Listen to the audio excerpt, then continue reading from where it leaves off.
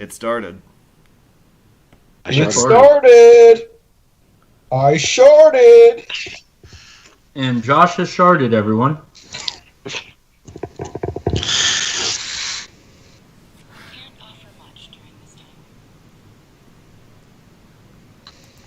There we go. All right.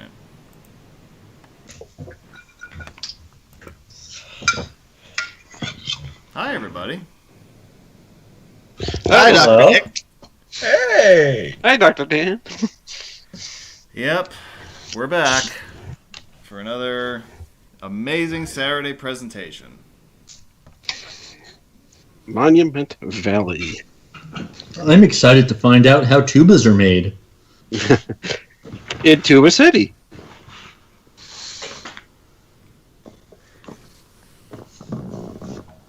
Guess we'll give people... Everybody on the live chat doing? Yes, good evening to those of you in the live chat. We'll give people a couple of minutes to file in before we get started. It's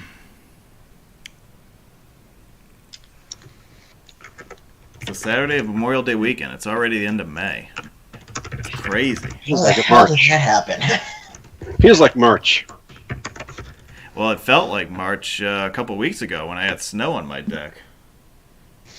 Yeah.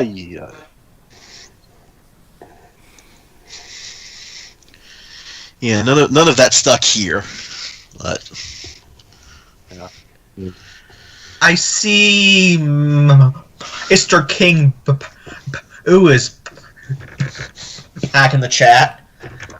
Oh. Here for... He will come our house, I see.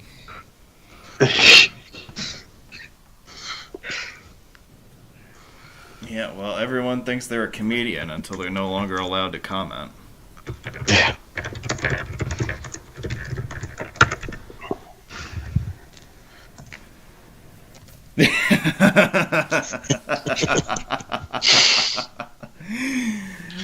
Oh, God. Oh, not again. Yep. Yep, he's back, folks. We look. I'm glad I'm on the panel for this one. I wouldn't have wanted to miss the return of Queen Boo. Oh, yes. so wait, was he not muted or? Oh, no, he was. He made a third account, it looks like. Yep. Yeah, and the problem is that all these people are like playing whack-a-mole. Like, you knock down a couple of them and a couple new ones just pop up in their place. So... Off on head, 2 more shall take his place. Hail Hydra. Yeah. Yup. He will come our house. Yeah.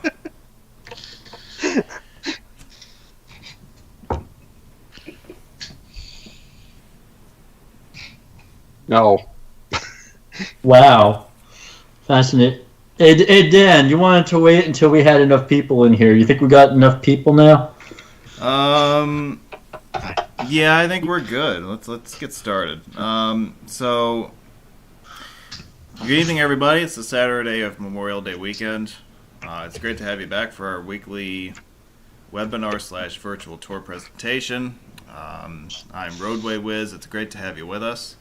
Let's meet our panel members on Skype tonight real quick. I think we have all repeat performers here. We don't have any first-timers this week. We've got Anthony from somewhere in Connecticut. Hello. We've got Josh in Albany, New York. I will come your house. No, you won't. We've Might want to get that checked out. Yeah, it sounds like a personal problem there.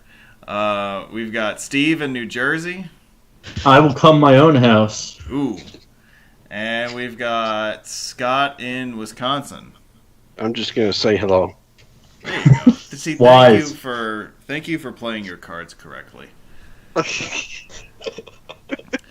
Tonight we're going to be giving you another virtual tour. This one will feature 2 prominent U.S. highways in the Mountain West U.S. We're going to travel the entire length of U.S. 163 in Utah and Arizona.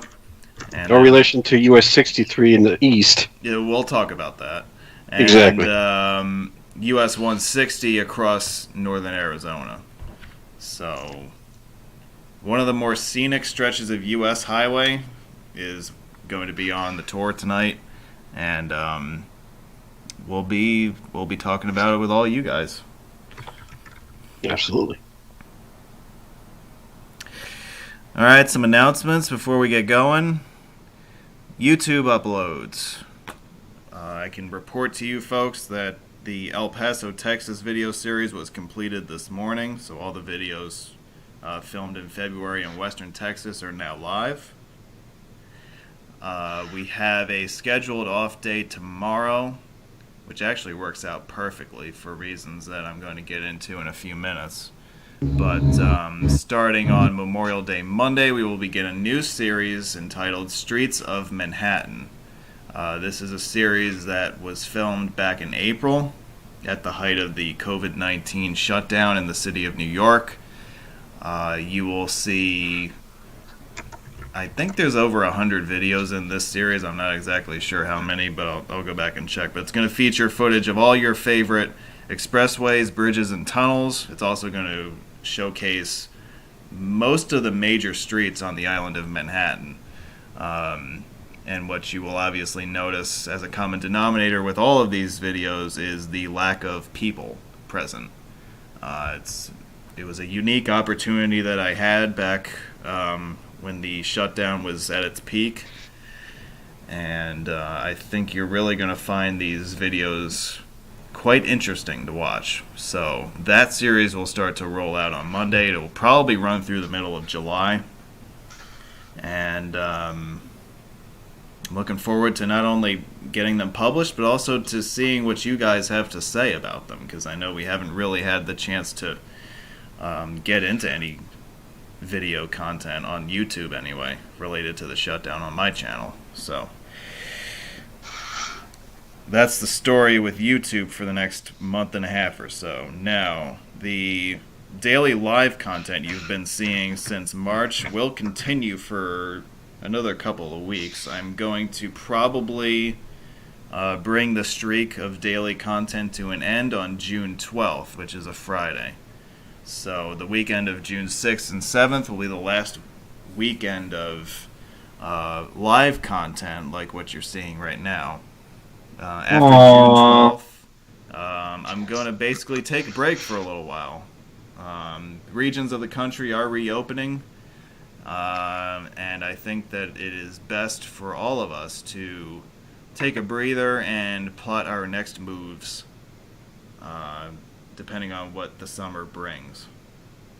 So, And hope 2020 doesn't get in the way again. yeah, well, everyone has hit the reset button, so on June 12th or whatever, we'll start to figure out what our moves are going to be for the rest of the year.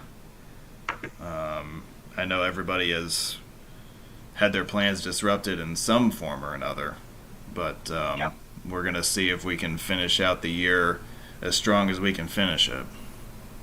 Speaking of which, 2020 trip plans. Again, there's been a wrench thrown into the works with all the COVID stuff, but there are still plans out there for possible trips that I may go on later this year. I think the thing to keep in mind here is that these are trips that would avoid densely populated areas. They would avoid susceptible areas, I'll call them, or hot spots. My personal safety is, of course, the priority for any trip that I do go on.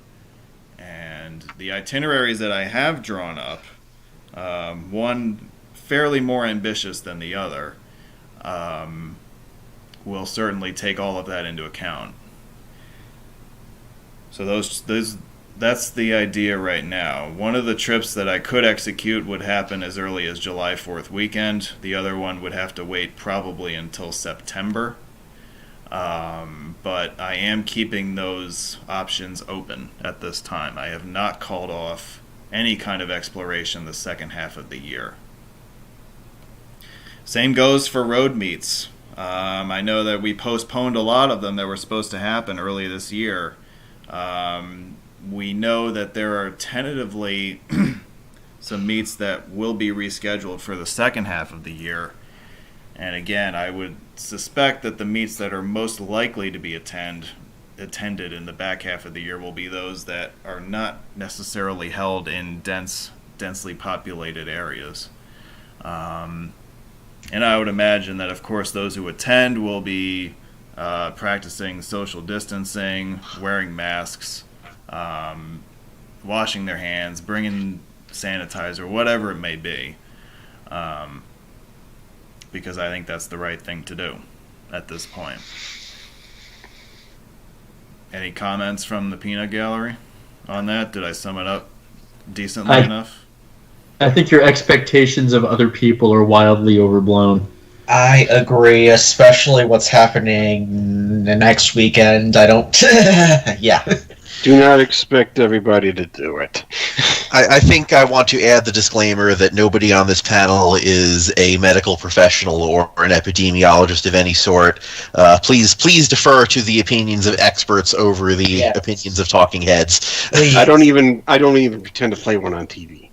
But yes, in general, I echo the sentiment that okay, we had a nice chance to slow things down. Paths forward. Don't be stupid, please. Too many people being stupid will slide us back. Right. Yeah, and that goes for any walk of life, whether it's our professional lives or our for fun lives. Like our roads hobby. I know we all like to travel, and we all like to gather, right? Gathering in dense areas just doesn't seem to make a whole lot of sense to me right now. So I would say that that's off the table, at least for the time being. Certainly for where a lot of us live here in the New York area, it's off the table. Yes. But if the situation changes for the better to where in, say, September we can start to maybe think about doing a little something, then we'll adjust to whatever circumstances are thrown our way. Play it by ear. I think that's the key. Exactly. I think that's the longest announcements segment I've had since we started doing this every week.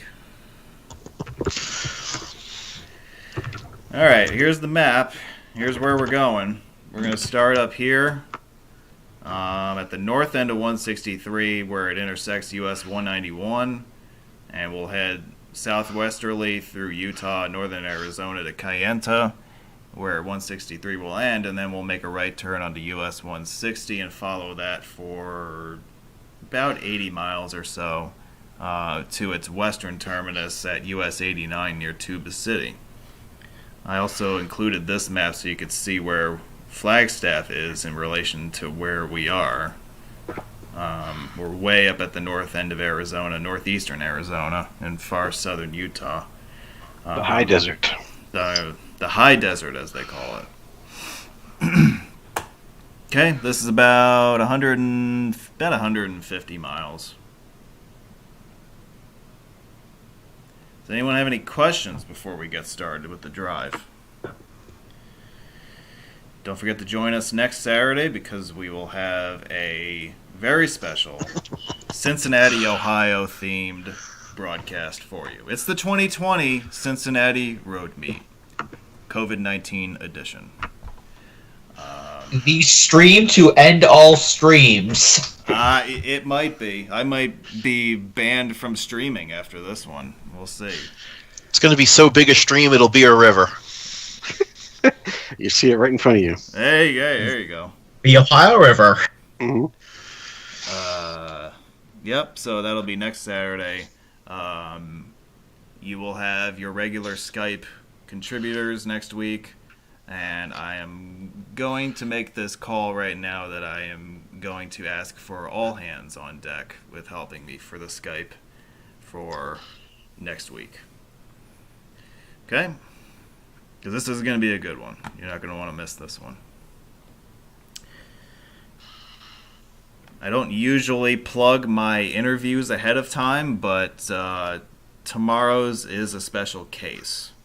I mentioned that tomorrow is an off day for the regular publishing of materials, so this interview stream will have the stage to itself, which is a pretty darn good thing because I am interviewing one of the giants in the road enthusiast community, the great Steve Anderson of nycroads.com will be joining me for a little sit-down talk about his road enthusiast doings over the years, and I'm sure some other things as well. The one thing I would like to bring to your attention as far as this stream is concerned is that it will begin at 3 p.m. Eastern. I know you're used to hearing these things start at 6. We have moved it up to 3 Eastern, so please make note of that, and please have the right time so that you can be on time and tune in live with us in the chat. It'd be great to have you. Okay? All right. Okay. Alrighty, so this video. Again, we're going to start here at the north end of US 163 and head southbound. It's about 150 miles. This video is 2 hours and 5 minutes. You guys are ready to go, I'm sure? I'm ready to go. So, let's go. Yes. Just about exactly at the north end, and also those overhead signs are still there. Interesting. Yes, so the sign that we just went by, the sign saying that trucks must follow 191 south. I get the impression that 163 is closed to truck traffic. Is that right? That would be my guess. I can't remember what it was like in 13 when I took it that way, other way. So I didn't see the signs.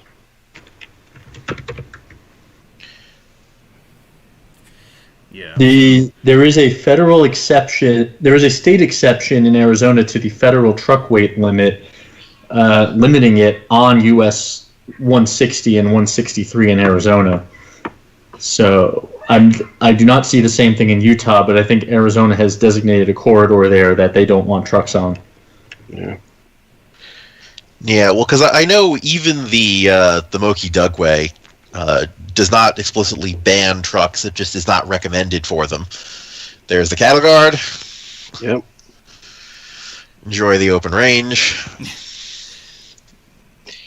Yeah, you will see signs out west that have the bull or whatever, and it says open range underneath. They're not joking. Yeah, really, like you'll see them hanging out on the highway. Oh yes, I've been stopped by cows several times. Moo. Moo, sure moo. No, I don't think so. Yeah, so the interesting thing about cattle guards is that it's this open grate with a bunch of large holes in it. You can drive across it. A person's feet are big enough to even walk across it, but a cow's hooves will kind of fall into it, so it keeps the cows from crossing it. It does not keep sheep from crossing it, though. Sheep are smart little buggers, and they figured out that they can cross it by rolling across it. I've never heard that one. About sheep in general is they are little Houdinis. They find ways of escaping. Unlike cows, who are just pure herd animals and don't even want to escape. They see a fence, they moo and turn around. Yeah, sheep are quite annoying things if they are on the road, I will say. It's the first of many great views today. Oh man, I wish I would have driven the other way on that one. Well, this is. You're gonna wish it you only drove gets south better. by the end of this. Yeah. All right, so this is better. This is the 163 descent into Monument Valley here, which is the smoother way to descend into it. There is another way to descend into it, which is parachute way. No, well, all right, fine. That's a third way. That's valid. which is a drive I highly recommend if you are ever out here. Yes, it's unpaved. It's a pretty high quality road, and it's passable in any car. Yeah, so what we're referring to here is the segment of Utah State Route 261, which is known as the Moki Dugway, and it snakes up the side of a cliff, basically. And only that portion of it snaking up the side of the cliff is actually unpaved. It is paved, approaching it from both the bottom and the top. Is it one lane or two? So the section up the cliff is one lane. Yeah, there's spots where it's wide enough to pull over and let someone pass, but otherwise it's usually wide enough to be effectively at 2 lanes. And yeah, I mean, if you do find yourself in Monument Valley, that section up the cliff is only, I think, about 7 miles. From the junction with 163, so even if you don't want to take all of 261, it's a pretty short side trip. I mean, that's what I did when I did this drive myself back in 2012. I came down 163 in this direction that we're seeing it come down here. I made the side trip up 261, drove up to the top of the Dugway, got out, took some nice photos, drove back down, and resumed on course. Basically just coasted down in low gear. No gas needed. So, US 163, we should probably touch on the number itself while we're still in relatively quiet territory here. Obviously, the way the U.S. routes are numbered, 163 is implied to be a spur off of U.S. 63. However, if one look at a map, we'll tell you that U.S. 63 comes nowhere close to 163 and never has. Does anyone want to take a shot at trying to explain where the number comes from? Is there any reason why they settled on the number that they did? It started out as a state route, right? Not 163. It was not a state road. It was. Oh, it was, but it's not 163. Right. Yeah, so where does the number come from? I guess that's my question. One thought, I don't know that there are any definitive answers. One thought is some sort of numbering of a spur from US 160 that the two states decided on. Yeah, I haven't seen any real definitive reasoning of why it's 163 and not something 60. Yeah, if they numbered it as a spur, because the states decided on the number. I don't think AASHTO decided on this number for them. Yeah, it was I don't know not. why they didn't overrule it. It was not approved by AASHTO. It was extended all the way to 160 at one point, according to the wiki. But after 191 was routed, that absorbed much of 163. To I-70. Yeah. You said 160.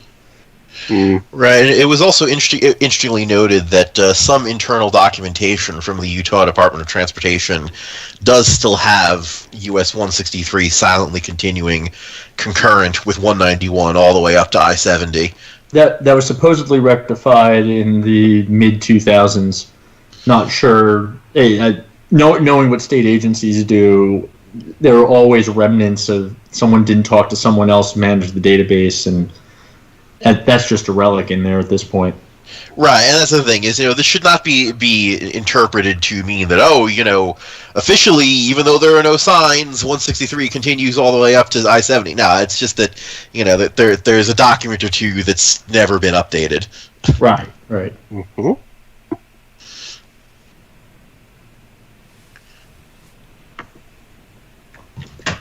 North, south, east, west. So if you might notice in the upper left, those rocks do look familiar if you know what Monument Valley looks like. Yup. Well, that's it, right? That is it. Yeah, we're That still is it. about, And we will get closer to them. Yeah, we're still Of about course. much 30 closer. miles out. Yeah. Mm-hmm. Yeah, but that cliff on the right up there is the infamous Moki Dugway climbs. So if you drive Utah State Route 261, you So that's it. can on the drive right there. straight up that. Wow. How high of a cliff is that? Uh, 1,000 feet or something like that.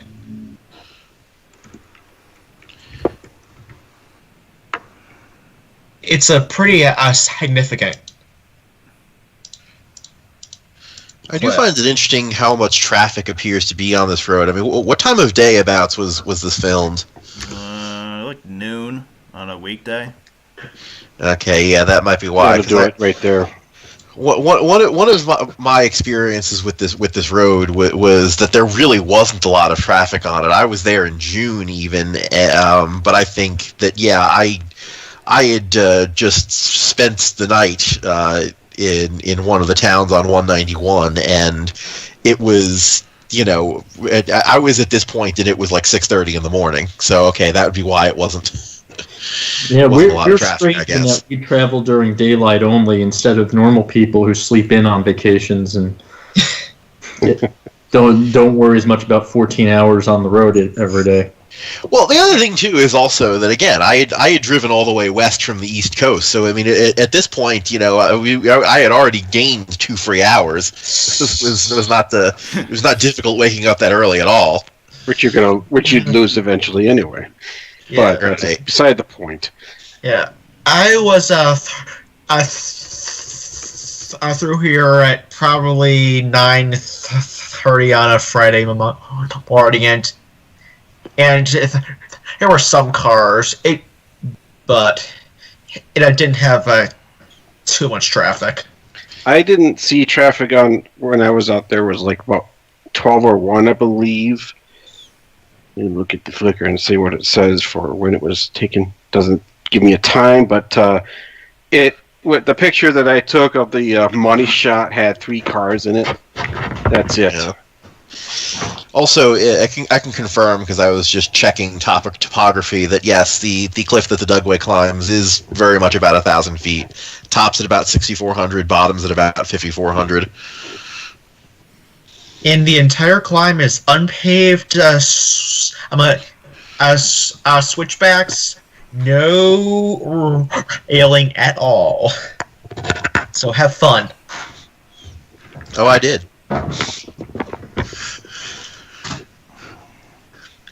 Yeah, and so one of the interesting things is, I guess, in this circumstance, you wouldn't have been able to get this experience. But one of the other big experiences I had in Monument Valley was that there were several points, not even just in the money shot spot, where I pulled over to take pictures by the side of the road, and there was really not only was there not a lot of traffic on the road, but there was no wind, and so it was dead quiet. I actually remember the first time I did this. Mind you, this was the first time I had, ever been anywhere out to like this. I'm from the East Coast. I had, went and drove this road on the first time I'd ever been to Utah.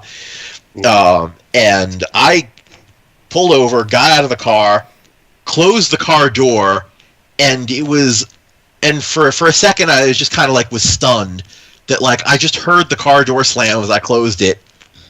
And then it was absolutely dead quiet. There was no sound at all, other than sound I made. And this lasted for a couple minutes, until there was, a faint hum in the distance that gradually grew stronger and then turned into a whoosh and then faded into a distance as another car came by. Yeah. That I remember that too about when I stopped there. Very similar. I really didn't pay attention to that when I was out here. I was more about the shots that I was trying to take, and not even thinking about the surroundings. All right, so even with the greater amount of traffic on the road, you still were able to get that. All right. Yeah, Yes, it's. There's a decent amount of traffic, but it's still has times when it's completely silent. Right, well, because I'm thinking, if there's any car coming in either direction that's within a couple miles, you're gonna hear it. Yes. It's the sound will travel that far when it's open and there's nothing else making noise. I've got AADTs, which is the approximate daily volume on US 163. Depending on where you are, near the Utah state line in Arizona, it's around 4,000, growing to about 15,000 by the southern end. That sounds about right. So 4,000 is Here's not... the 261 junction, Moki Dugway to your right. Yeah. 4,000 is pretty decent for a road out in the middle of nowhere. Yeah, 261 is the only real junction along this road, except the endpoints. So There's someone who didn't get the memo on trucks use 191. I think they meant semi-trucks. Might also have a local destination. Those do exist. And I would imagine that the few towns along this, but not much. The traffic counts on this road are also upped a little bit by virtue of tourist traffic, because there definitely are people that come this way for the sights. Yes. LT is charged. A nice breeze, the open road.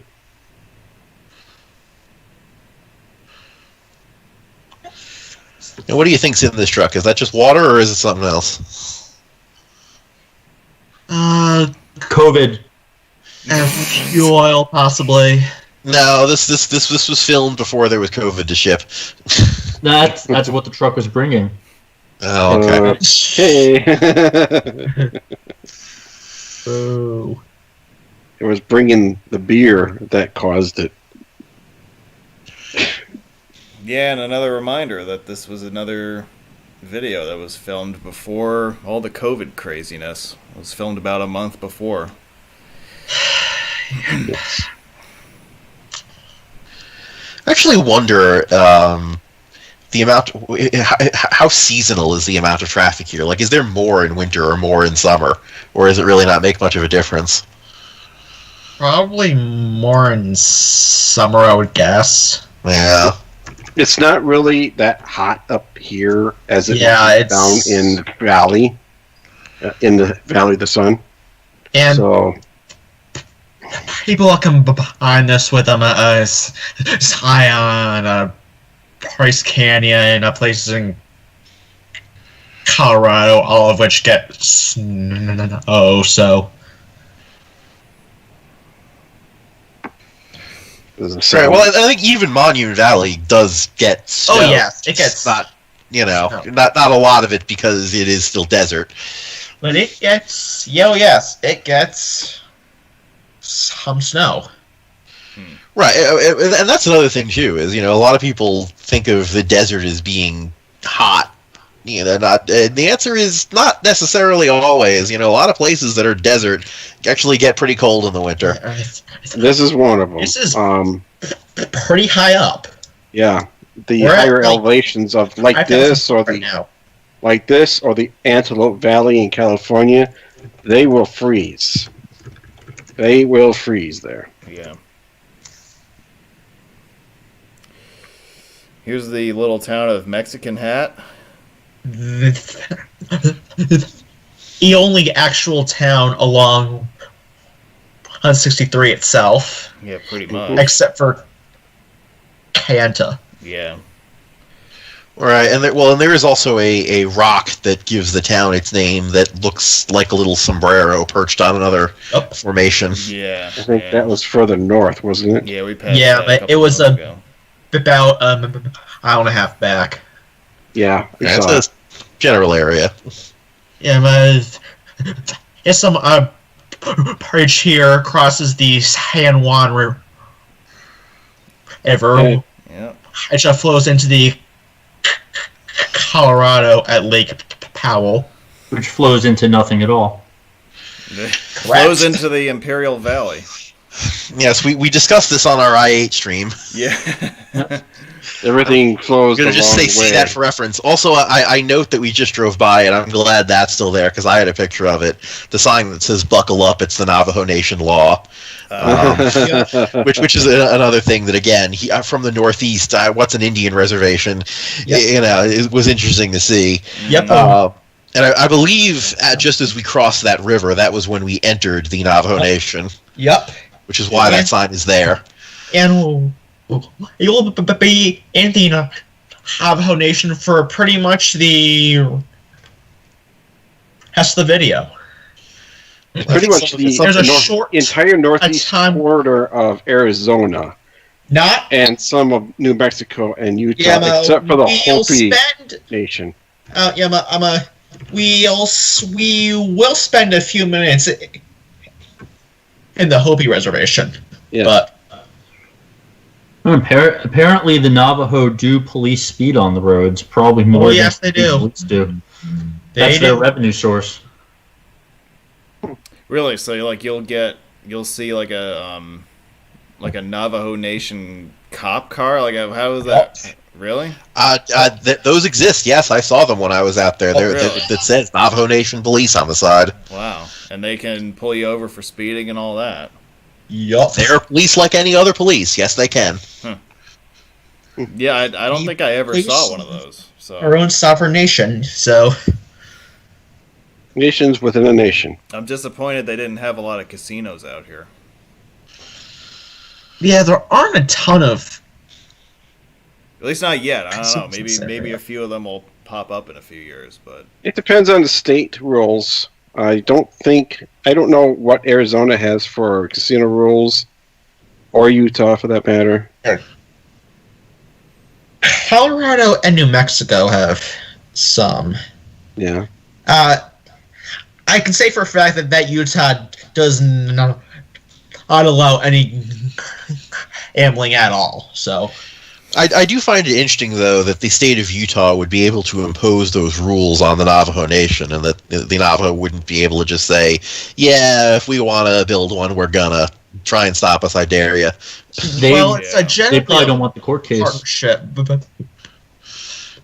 between the state and the Indian Nation. well, yeah, 'cause- Yeah, and this is one of those things where it can also depend on the nature of the current relationship between the tribal government and the state government, that they will be more confrontational if the current relationship is not very good. Yeah. As we've seen in New York with the Salamancas. We've seen that a lot yes. with the Wisconsin ones too in the past, before they finally just said, okay, we'll just let it go through. And when they first let the casinos in, the only thing they allowed was video poker, slots, and blackjack. Yeah, that's They have since loosened that up more and are allowing other games, including poker.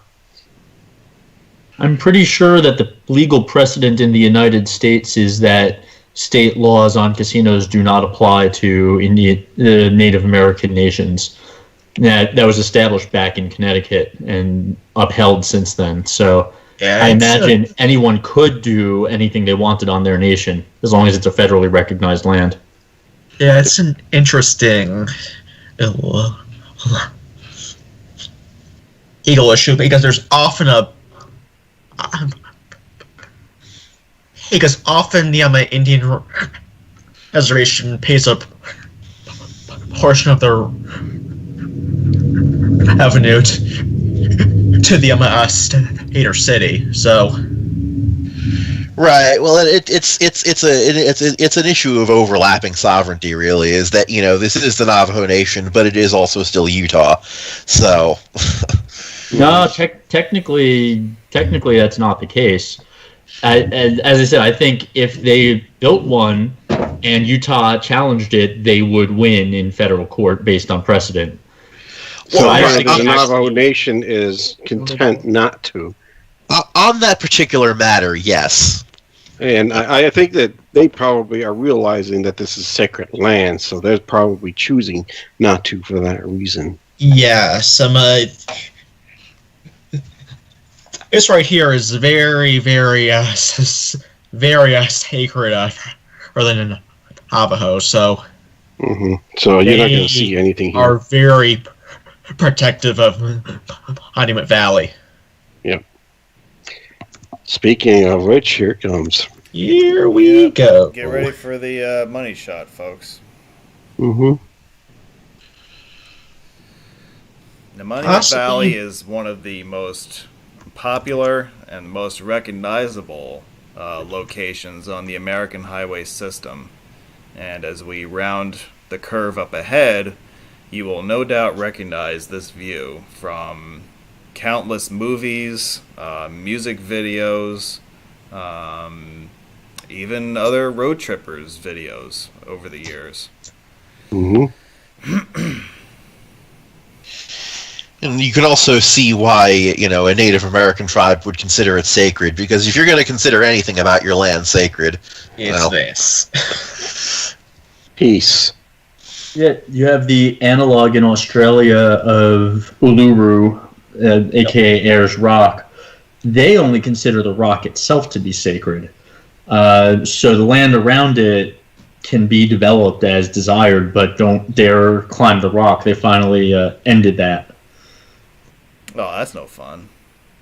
Oh, the museum there is very informative as to why they consider it sacred. Obviously, they built this museum to educate people, and the local Aboriginal tribe was very insistent on asking people not to climb even when it was legal. And so, yeah, out of deference to them, I would never consider doing anything like that. The people who do are in it for themselves and not thinking about the people whose land it really is and what they're doing, the significance of it. So, and here is possibly the most famous view on the U.S. highway system. This is, yes. And you can't even go 150 miles an hour like you want to. No, you can't. I've seen videos. This had been recently redone because these scenic views did not exist in paved format when I was out there. Yeah, it was nice having all of these paved pullouts. This home, I had plenty of shots with few, if any. Yeah, as I say, I don't recall the pullouts being paved back in 2012. The road obviously was, but they weren't in 13. Yeah, the road was repaved well after the time that I went out there because I could see the cracks in the roads on my picture. Well, somebody finally got the hint and decided, well, we got enough people pulling off here. Maybe we should make it paved.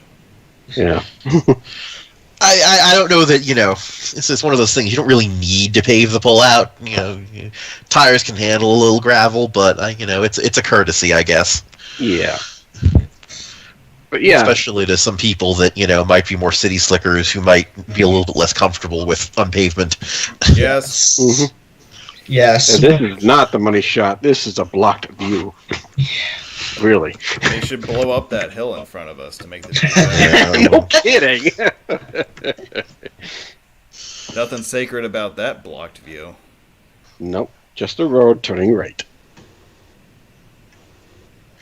Right. Well, that's the thing too. Is when you see those formations there, they because of how open it is, they are actually still pretty far away, and Yes, we're still driving towards them, and you'll notice it looks like the road's heading straight at them, and it's like, geez, how's the road going to traverse that? And it doesn't actually go through them. Yeah. It goes past them. Mm-hmm. Yeah. It's just that. Yeah. Mm-hmm. But.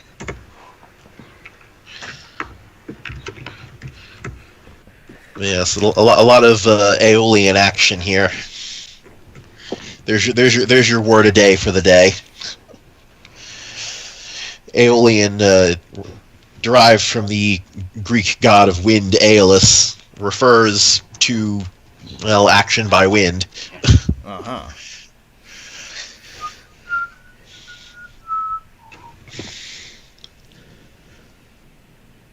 Which is how all these formations eroded into this. That basically, this would have been a deposit some number of millions of years ago with different minerals, some of which were more robust than others.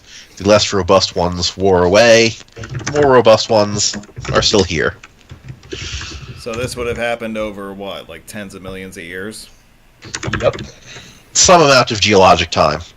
A lot of it's cores of volcano. Yep.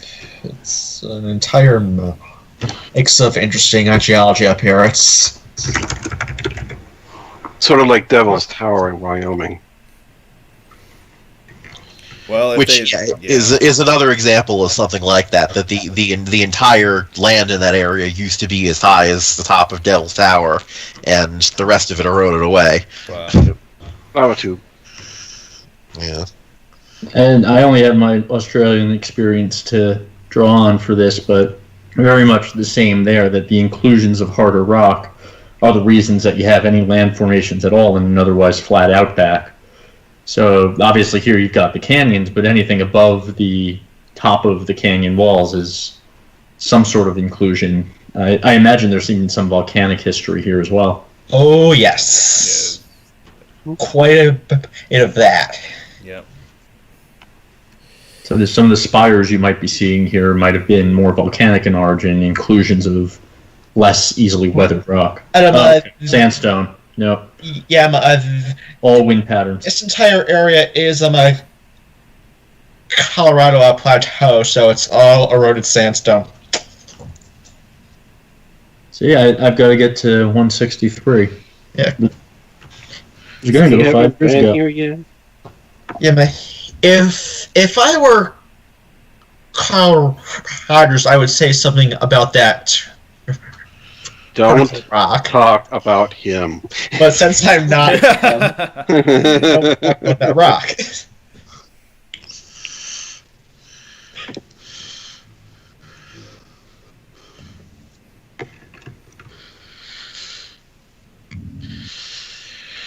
Up here we have an example of an entirely different form of erosion, the anthropogenic erosion of the road through the cliff. Rock cut. Expedited erosion.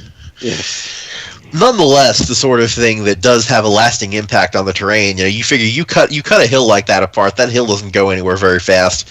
Yep. People go extinct, in 100,000 years, that cut will still be there, and some alien coming along will wonder why.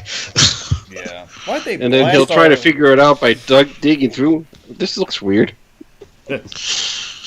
Even now, after maybe 200 years at most of human history, with Google Maps terrain feature, you turn on terrain, you can find abandoned railroad grades and cuts that you didn't even know were artificial until you see the larger scale of it. And when you're just standing there, it doesn't look like anything at all. So we are shaping nature. Yes, hence anthropogenic.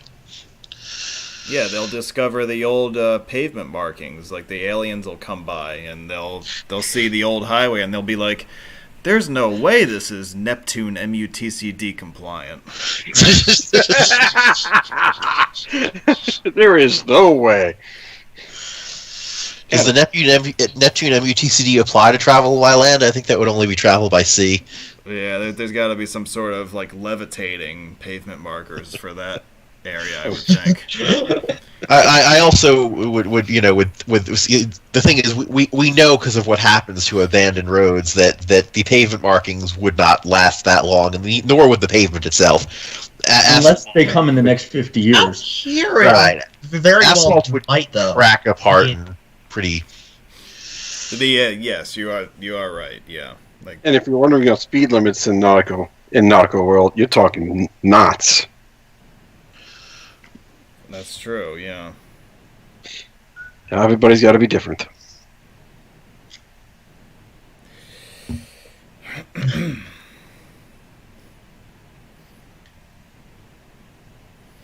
Well, there, now I've gone through Monument Valley in both directions. Well, you're going to have to get your butt out here and drive it south. Eventually. Yeah. Eventually that will happen because... You saw this video and were like, shit. I want to drive it north just to make you angry. Hey, I already drove it north. So, I already made him angry. Yeah, I mean, I drove it going south. I think I was aware before I did it that would be the proper direction, but really I did it that way because that was the direction that fit into my itinerary.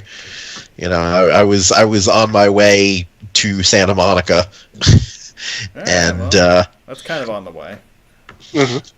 Right. So I got off of I-70, came down 191, came through here, worked my way back to I-15 in St. George, and continued onward. Yeah, if you have a choice, drive it southbound. Yes. Because it's... Yeah, because Josh yelled at me before I went away on the trip. He's like, you gotta drive it southbound. I'm like, alright, whatever. Whatever you say, Chief. So... And you're not regretting it? You know, whatever. I was gonna drive it both directions anyway, but... You know... I mean, if you had to get back to the other end of it, you know, sometimes doubling back is the way to do things, but I don't know.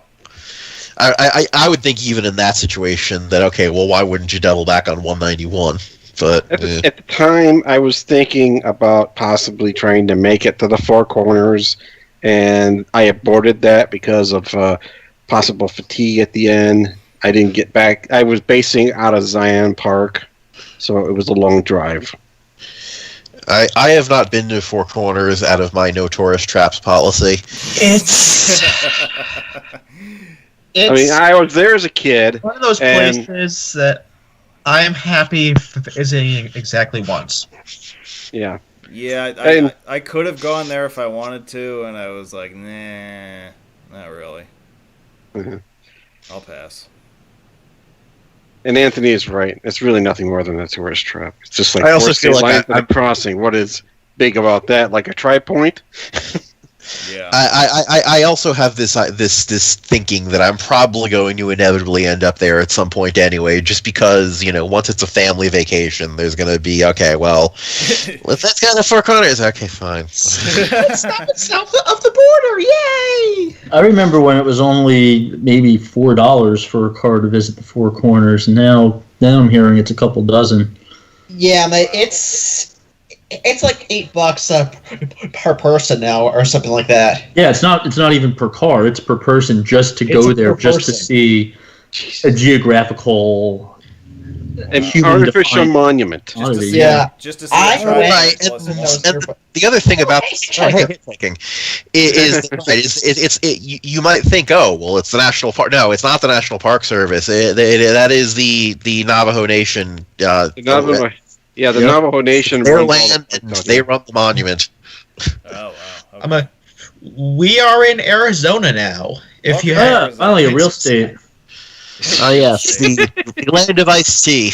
Yes, we left. We just got out of East Nevada. That's right. It's the part of Arizona that observes daylight savings time. Yes. Oh, the reservations observe it? Yes, they do. Navajo reservation observes it. Hopi does not. Wait, And Hopi is entirely inside the Navajo Nation. So yes, so there are areas inside the Navajo Nation which observes, that does not observe, and Arizona as a state doesn't observe. So yeah, so there are so if you drive through here, you will see a cell phone. I'm a flip up back and forth between my daylight savings time and standard time. Yeah, some oddly shaped time zone exclaves.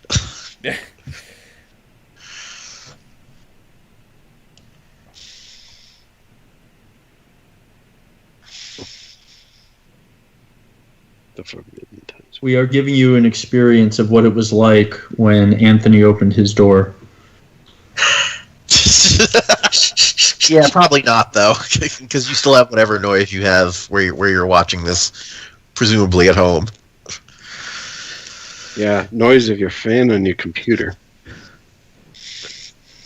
We are giving. So yeah, there's nothing that really spectacular on the Arizona side as you're going south.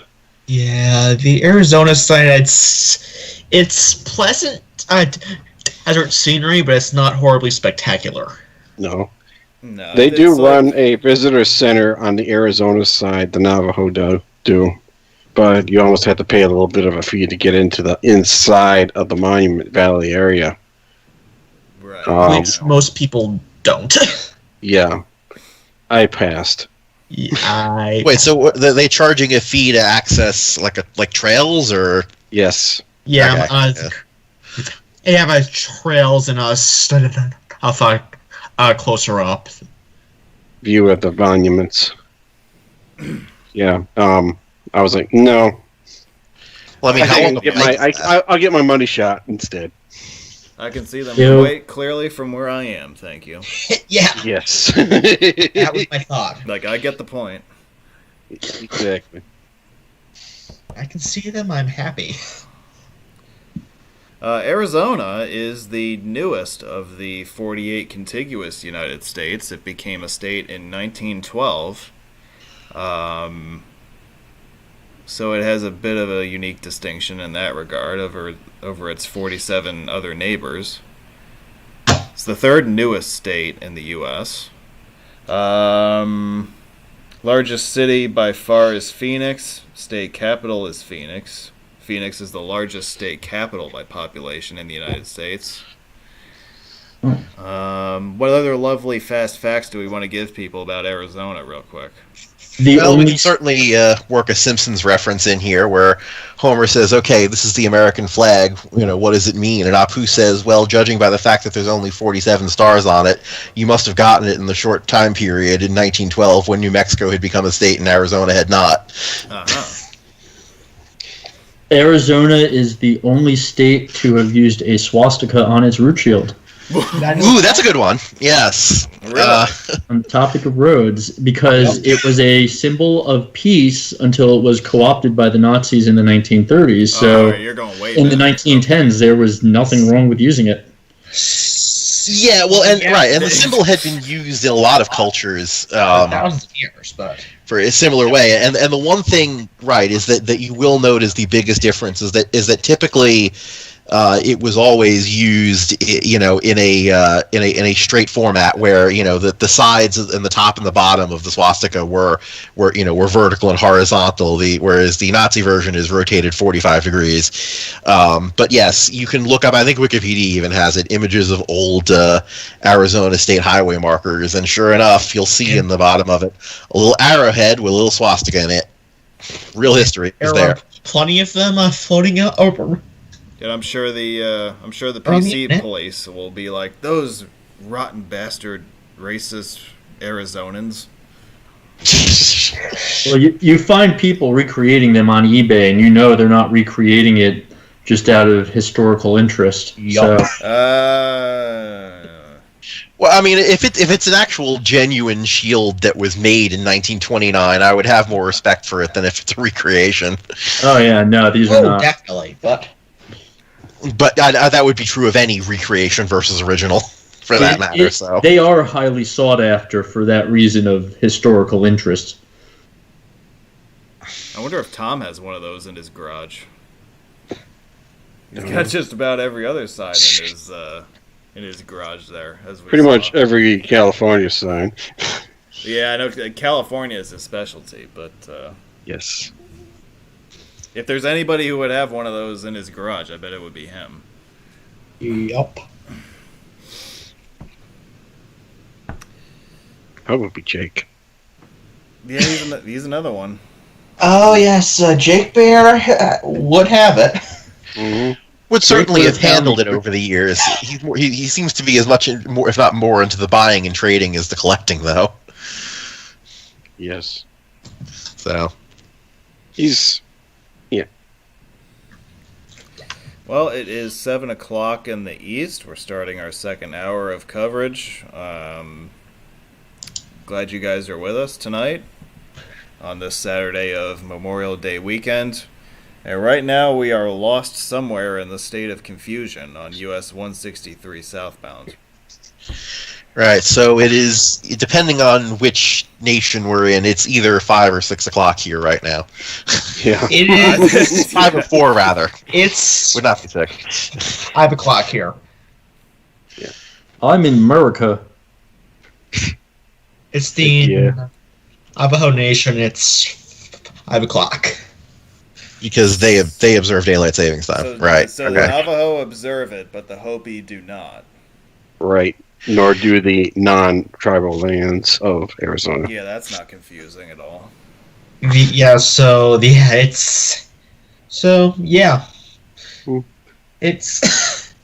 I don't know who was the pusher behind that, Sonora or Arizona, because down in Mexico, Sonora also does not use daylight saving time. And in Canada, Saskatchewan doesn't. I mean, there's a significance between the two in Arizona and Sonora because of their cooperation there.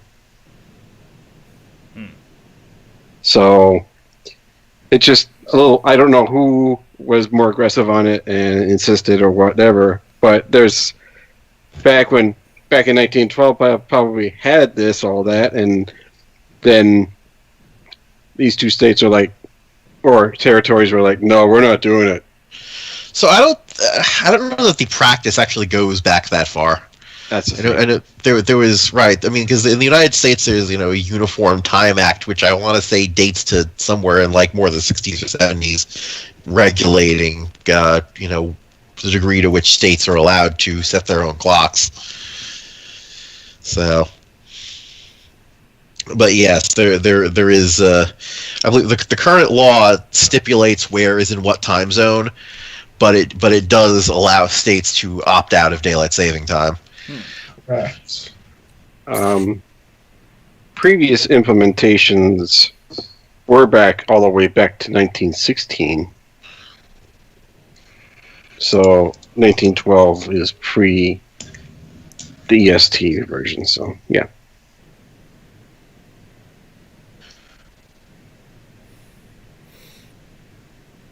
There's a little pinnacle up ahead. Looks like it's slipping me off. Here's another one. Yeah. Well, as we round the next bend, we're going to see another one that's only slightly Pretty hard. bigger than that. Pretty hard. It looks like bleep. It's rather erect, I would say. That's what she said. But Whoa. speaking of erect, Yes. Carl Rogers, that looks like blank.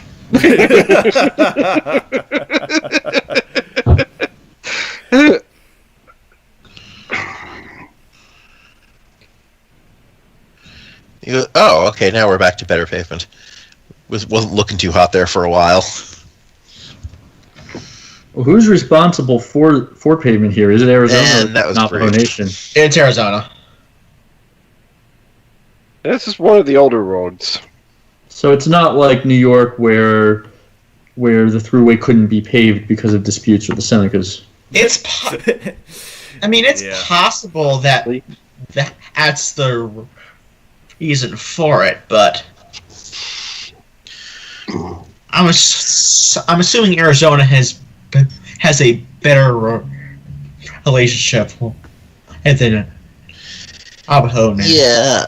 Well, the thing is also right is I think this is ADOT maintenance. It's not like 191 where the piece of 191 between 160 and the Utah state line, which is really only like 5 miles or so, is tribal maintenance, and it's not signed as 191. When from 160 there is a shield that actually says to 191 pointing to the turn, and then going south, there is no welcome to Arizona sign. There is just a welcome to Utah sign going north. So the state line isn't marked. The 191 shields just disappear, and it's signed as it is signed with the arrowhead shield as a tribal route instead. Yep. So it's kind of just weird. Yeah. It is signed as Navajo Route 12. Yeah, I thought it was 12. N12.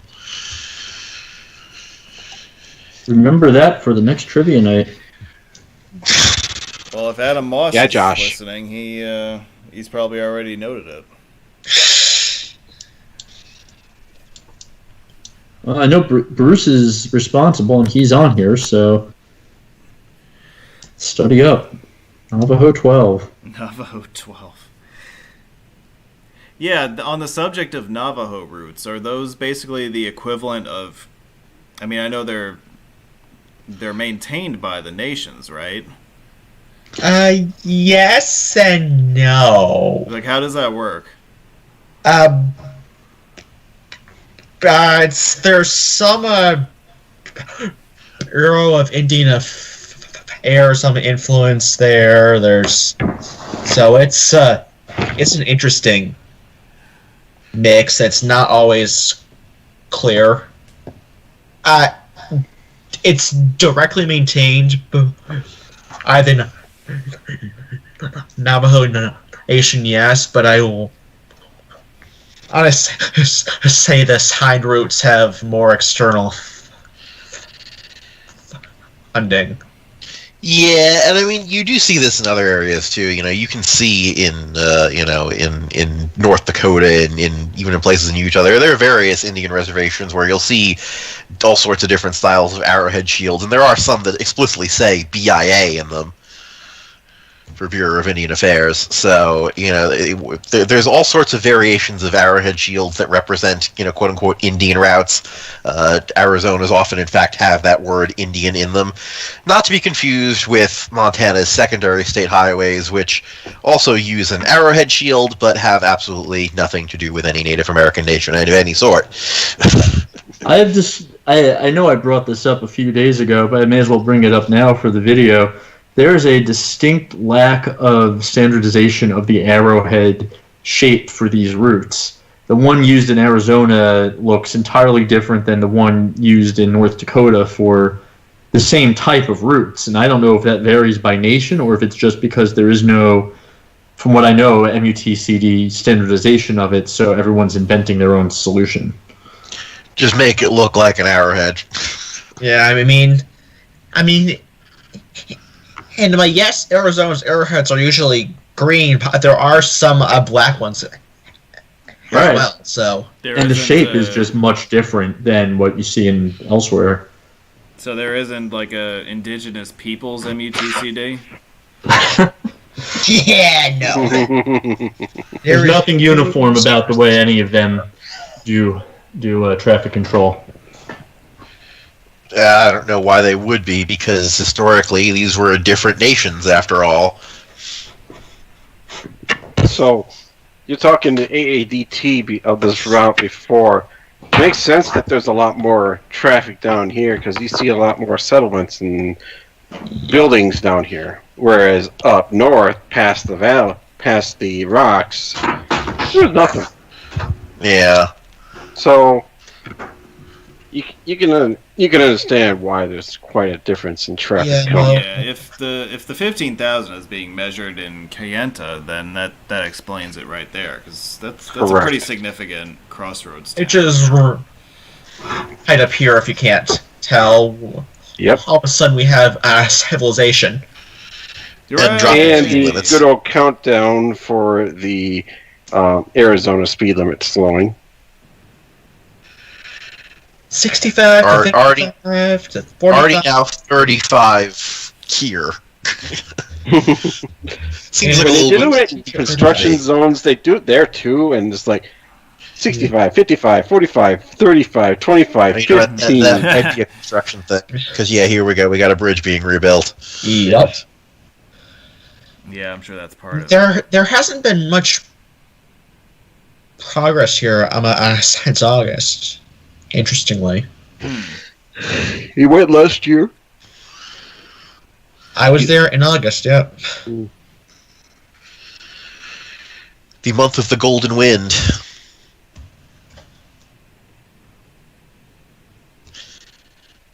Give everyone a little bit to process that pun.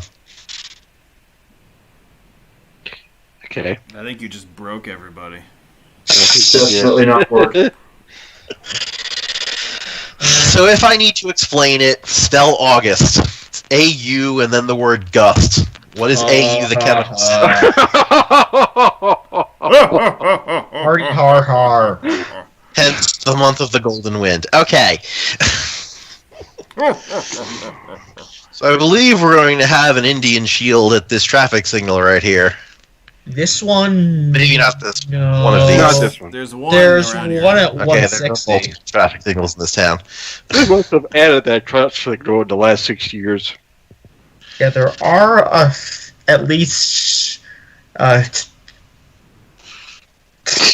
2 or 3 here. I am very Yeah. impressed with the overhead lighting through here. It's more impressive than on I-287 in Westchester. Or anywhere in Los Angeles. This is Cayeta, Arizona, to answer a viewer question. Yeah. The Yeah, there's one on this. only. It is by far the largest settlement you will see on our drive today. Okay, yeah, And here's they're your overhead. Indian Here's shield. our Indian shield. Yeah, and that's all right. And it's black now, but this has been replaced because I have a photo of this traffic light from 2012, and that shield was green at the time. It was green and white. Yeah, Was it the same shape? it was the same shape. Yes. So Yes, Kayenta has a full selection of fast food restaurants, and very interestingly, the Burger King up here is also a museum of the Navajo code talkers. There are multiple displays in that Burger King featuring memorabilia of the Navajo code talkers. How do I say I'd like a number 3 with fries and code talk?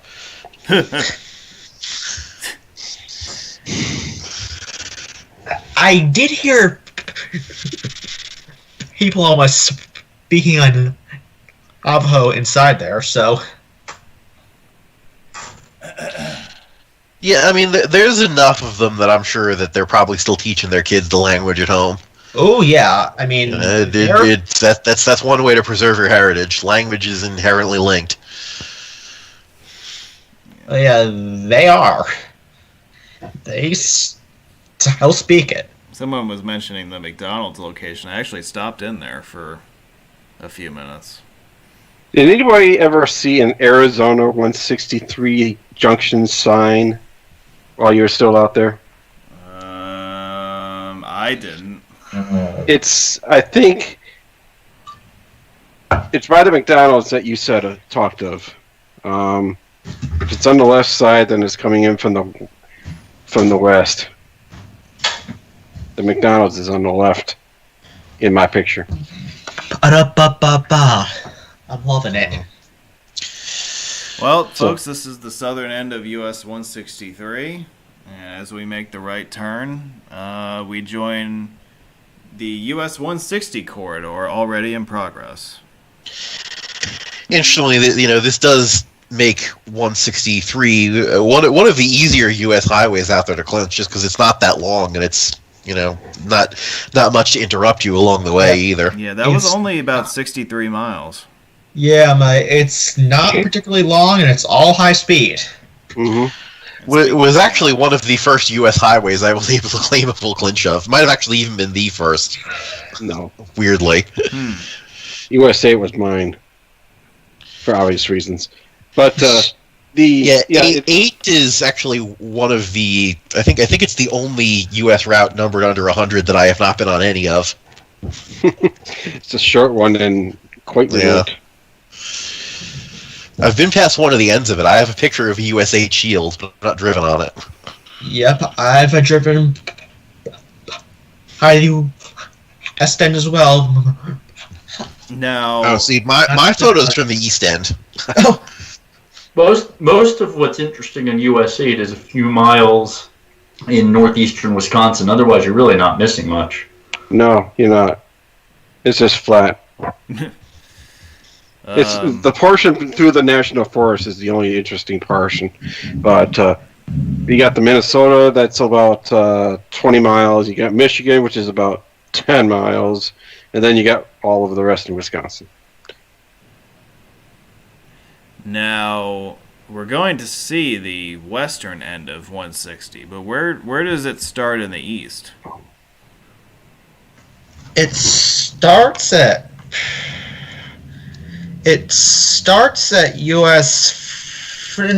No, I mean it starts all the way out in Colorado.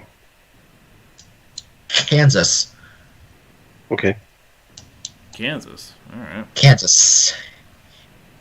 And unlike 163, 160 actually intersects with 60, or an offspring of 60.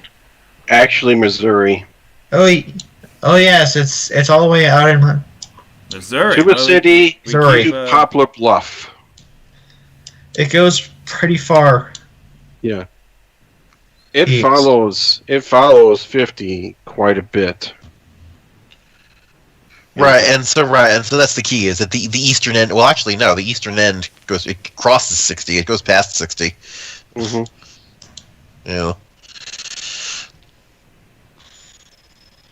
Where's that firework coming from?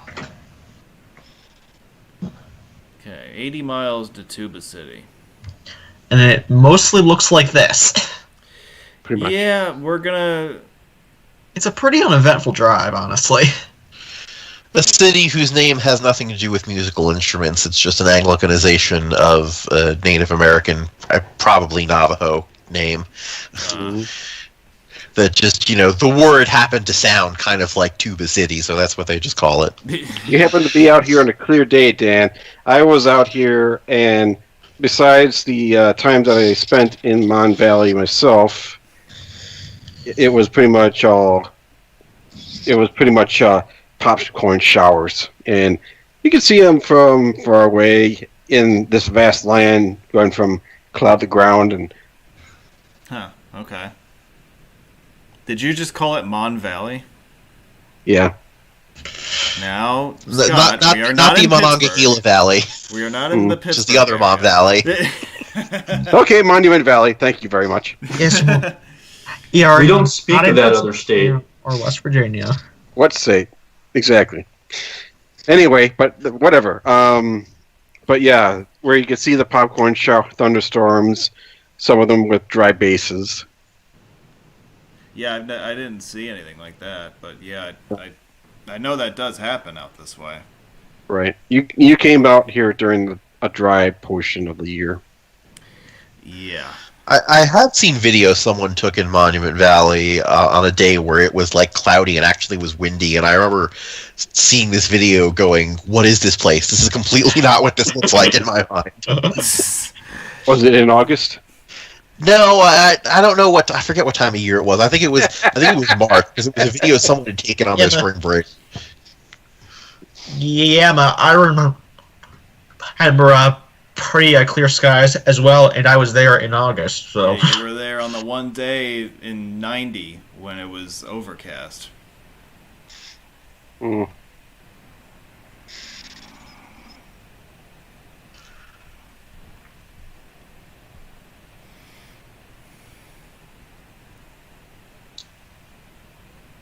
You might be driving 65 on these roads, but it sure doesn't feel like it. yeah, You can't drive 65. yeah, this all just drags. I will say. This No, so we do still have an interesting site or two ahead of us. We've got the overpass for the coal conveyor. Oh yeah. Yes. Which you'll see, which is it is now disused. Yeah, but it was used up coal until a few conveyor- years ago.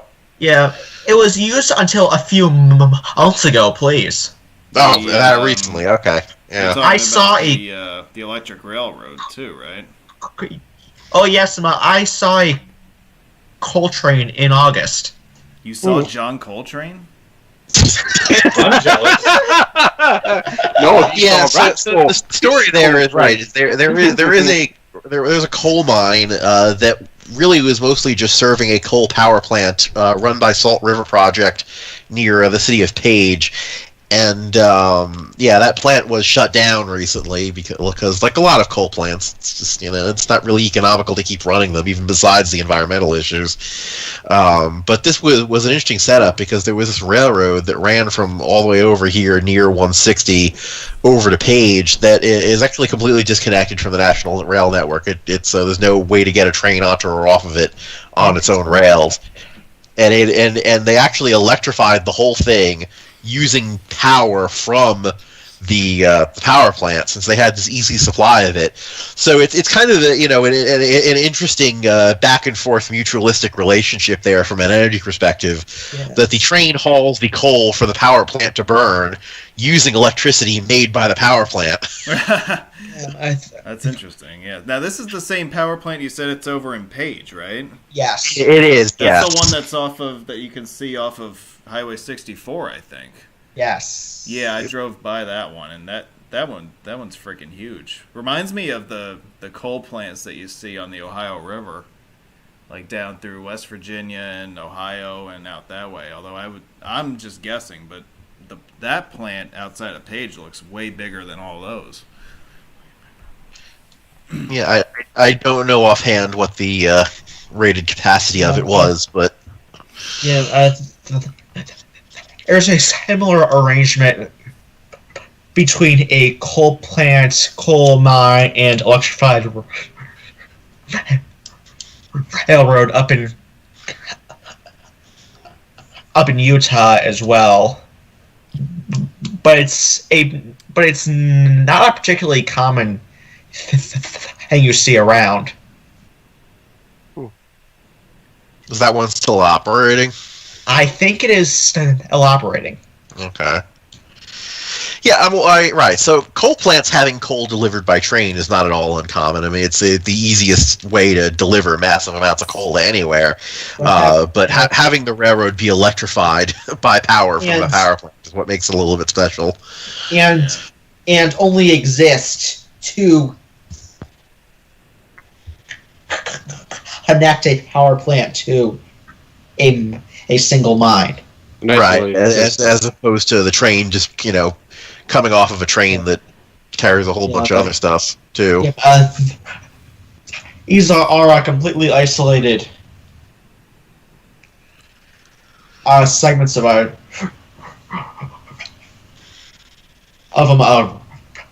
railroad track here. People are asking about easy U.S. routes to clinch. US 163 is one of them. Yeah, obviously. 175 is another good one. Where's that again? So that runs from Dallas southeasterly, again, only like 100 miles or so. It's not very long. It's all within Texas. 222 up in Pennsylvania. Yeah, that's a good one. I'd almost say 53, but that's pretty long. Well, 222 is also the only U.S. route to be extended by a state highway of the same number on both ends. Yep. Uh-huh. Yep. So that's not a DOT mistake, like New York's. No. New York just uses U.S. route shields and state route shields interchangeably. It doesn't US care which 10. is which. Yeah, it deposits. Right, so US 222 ends at I-78, and there's an extension into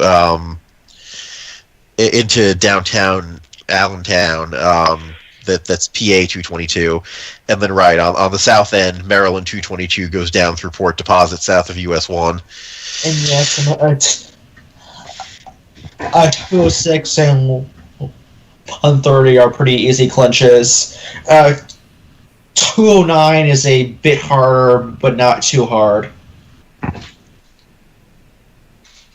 44 isn't that hard. Well, see, here's the thing. When I would stop listing these routes that are all northeast, because even though some of them may not be that long, they still aren't necessarily that fast. See, the key thing that I'm saying about 163 and 175 is that not only are they not that long, you also can maintain pretty high speed for most of or all of the length of them. Yeah. No, so it's possible to clinch 163 in an hour. Well, you can just see that just now. Yeah. Because we just did. Right. US 730, you're clinched before you even know you're on it. 7:30. Yeah, you can't. 99 is also pretty easy. Mm-hmm. That takes maybe hour and a half.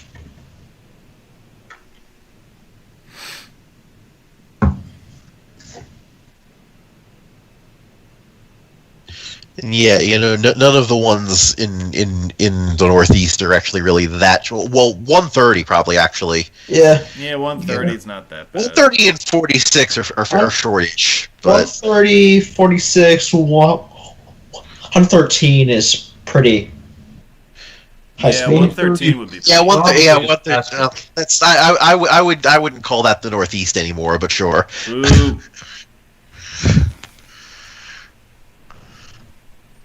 That's the Mid-Atlantic. 113 is almost entirely 55 and a 4-lane undivided highway.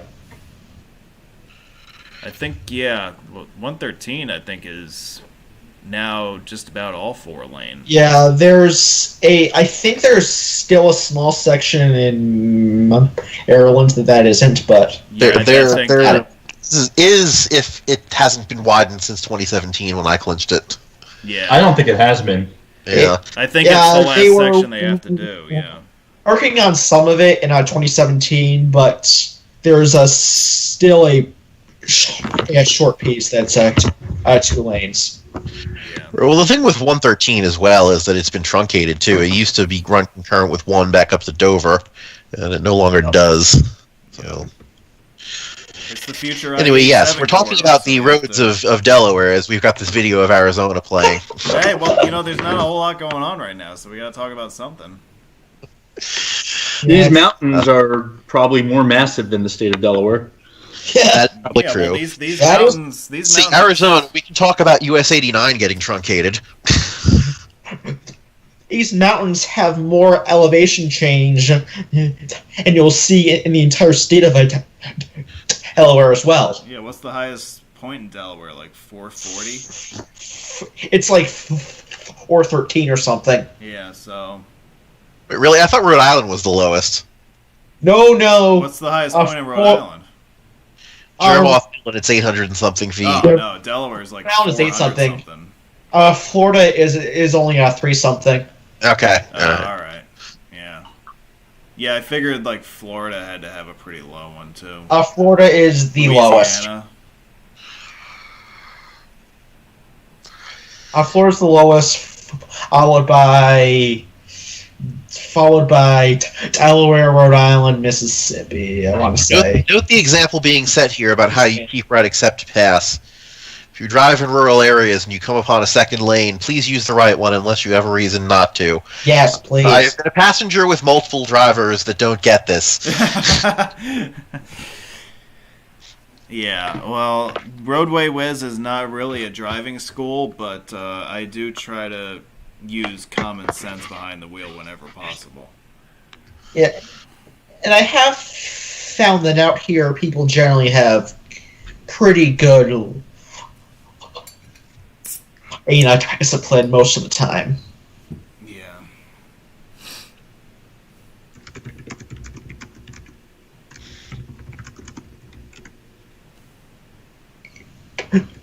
People will generally let you pass and keep right. Yeah, I didn't think Rhode Island had a land point that was more than 800 feet. Yeah, but they have... It's basically on the state line, but Like with Massachusetts or Connecticut? Connecticut, actually. Yeah, but it's not on the Connecticut. state line. It's just near it. it's basically on top of State Route 101. Yeah.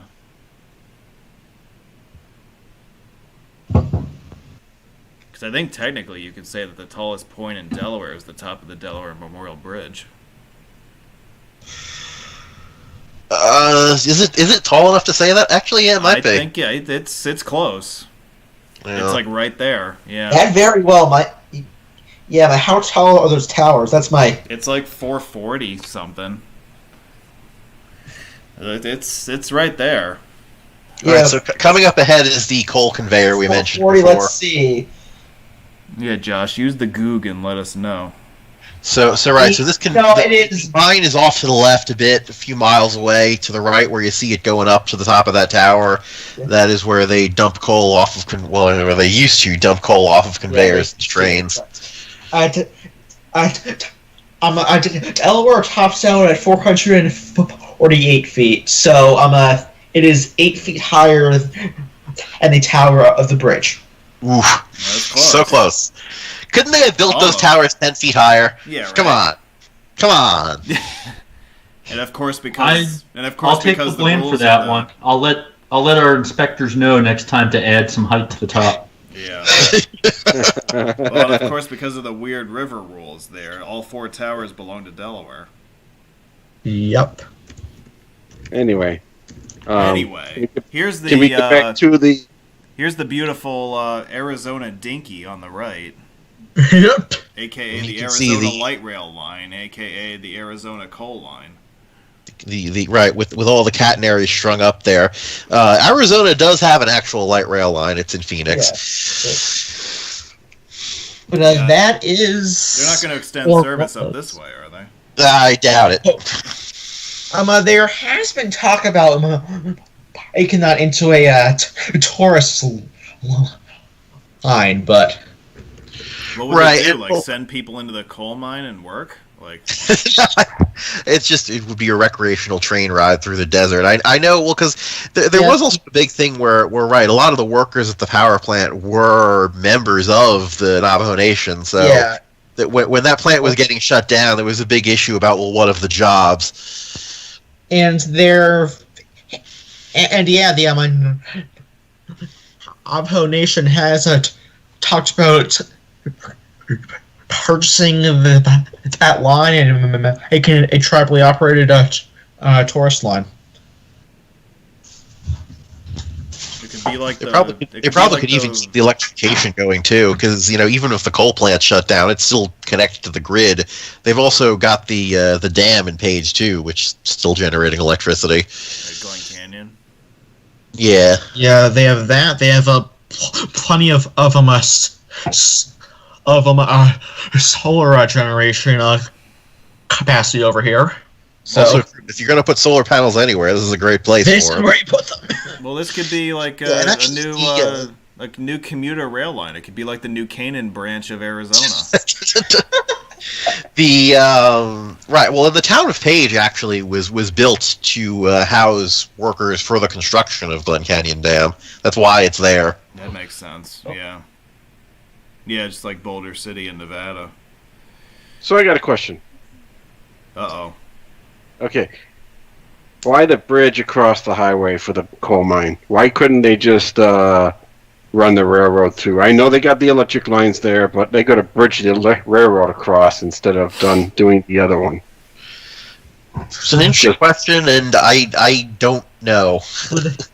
If the mine is operating with enough trains, it's worth it to them to not have to deal with the grade crossing, and the rail could be moving slowly or really long trains, whatever it is. Separated is always the easiest for operations, so maybe at the time they built it, the expense was justified by what they were doing at that point. To build Fair. a, Well, they- to build a they could've conveyor for separated coal is too. Yeah. To build a conveyor for coal is a lot cheaper than to build a grade crossing for a railroad. Yes. Much less an overcrossing.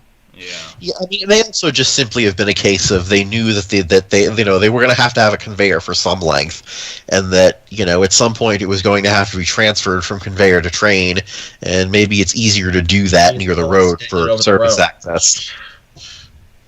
Mm-hmm.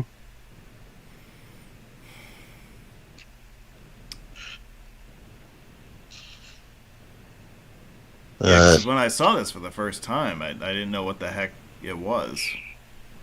I mean, I knew there was a track there, but I didn't understand why there was an overhead catenary there. Well, now you know. It's a dinky line. Apparently, yeah. Yeah. It's a dinky line. Yeah. It's the Hoboken line, or Hoboken, or what do you call? How do you pronounce it? Hudsonburg and Light Rail. Yeah. Wow, I'm insulted. Yeah,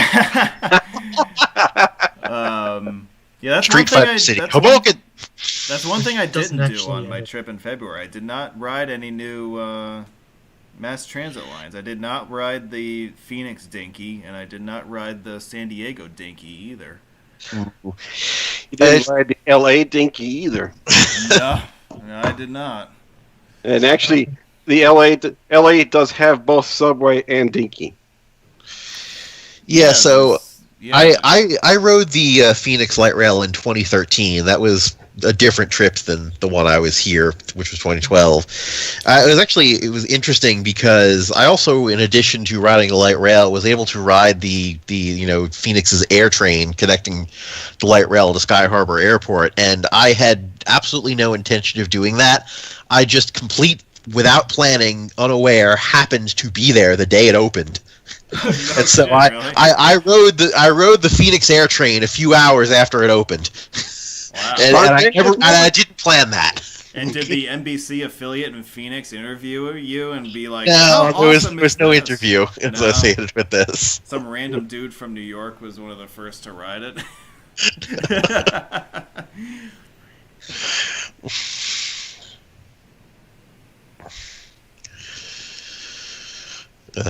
Yeah. I do also love the name of Sky Harbor Airport. It's like something out of a video game. That is a Like, good name. Yeah. Indeed. And we could go off on a whole tangent about airplanes, but we'd probably annoy a few people. Let's do that. There's nothing else to talk about on 160. All right, so we can talk about how Sky Harbor was a U.S. Airways hub and has become an American Airlines hub by virtue of the merger there and so forth. Oh, you want to go down that rabbit hole? You're right. That would piss people off. Let's go. Yes. On behalf of Roadway Wiz and our One World partners. That's the next step, right? Well, presumably there were some planes involved in the staging of this trip, so... How else would you get there? That is true. I have to fly now because everything else is out of range for driving. Yeah, that's how I feel about it now, and my car's taking a beating, so... Well, Dan, you could drive to Hampton Roads for the next webinar. It really does. I drove all the way across the country. I've driven all the way across the country twice. Yeah. But yes, for the 2013 trip, I did fly to Phoenix. Yeah, the furthest On what west time still was Airways. Yeah, the furthest west I drove in my car, the car that I currently have, is only to like eastern Indiana. But I did drive to Florida with it. Which I guess would be further, right? The furthest west I drove it was to eastern Indiana. With my two cars over the last decade, actually since 2013, I've been to New Orleans, Florida, many areas around this area because of that 6-month trip. Seattle, you know it. Everywhere. Yeah. Maine, My too. current car has been as far west as New Mexico and no further west. I'm trying to think, because I've driven as far west as Missouri. I don't know that I've done that in my current car, though. I think I've at least hit Central Time in it. The pit Probably of Alabama. misery. Dilly dilly. The pit of misery. He said Missouri, not Gary, Indiana. We know that Missouri loves company. Yeah. Oh, I did drive to Chicago. That is true. Okay. Next top shot time. Legal took the money down. And we're about Well, to come to the point where we're going to be viewing road I have not myself clinched, since when I did this trip, I made a right turn here and went to Page. I see. Okay, yeah, because I drove 64 east. I did not drive it west. In order to get back to Flagstaff, I just kept going on 160. Yeah, I did. Which, if you had to go back to 98 Flagstaff, would be the way to go, yes. Yeah. I had to do 98 because like I said before, I was basing in Zion National Park.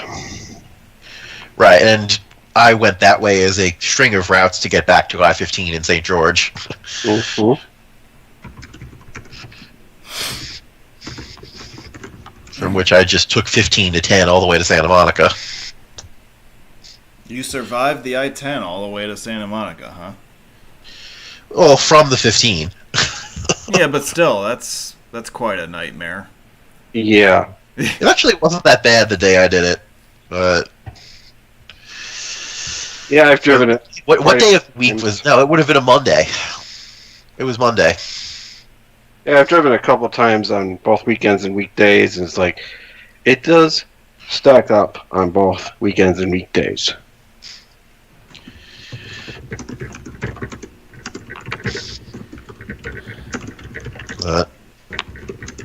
I do remember traffic heading towards downtown LA being heavy but moving. And then, out to Santa Monica. I think, it slowed down a little bit a few times, but again, it wasn't horrible. But it was a Monday, and it was, at this point, like 7:30 at 8 o'clock at night. So it was a little past the peak of rush hour there. There's one interchange that is between 15 and downtown. That's quite a bit. The Kellogg Interchange. Yeah, to put it in perspective, the day I said I went into Monument Valley at 6:30 in the morning was the same day that I ended in Santa Monica. So I had a ways to go to get there. Well, that's a heck of a day. Yeah. I started in Salina, Utah, and ended up in Santa Clarita about 2 p.m.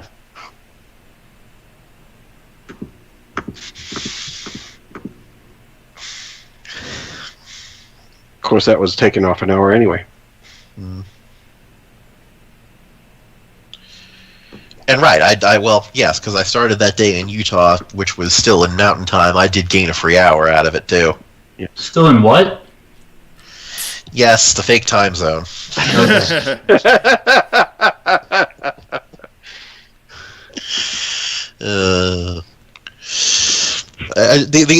But yes, the other things I did briefly stop to get a couple pictures of the dam at Glen Canyon. I also got off the highway in Las Vegas and poked around a little bit, just kind of gawked at it, and then felt dirty and needed to get out of there. Because essentially it's like, right, you get off in downtown Las Vegas, and it's like, okay, here's bail bond place, strip club, drive-through wedding chapel, another drive-through wedding chapel, Another strip club, motel, strip club, and it's just like, yeah. Oh, this is real. Like, no, this is real. Gawking at it was as much as I cared for. It is real and it is spectacular. The one thing about when I was going down to California on 15 is like, I had to stop in Vegas, but I can only stop for 2 minutes because I had to go in, do my thing, get out, and save the cat. So you took a roadway whiz in Vegas. Yeah, whatever. Uh-huh, But I mean, the fact is, it's like, it was desert weather, it was hot, the cat would have died. Listen, it happened there and it stayed there. Yeah. As long as it stays there, you're okay.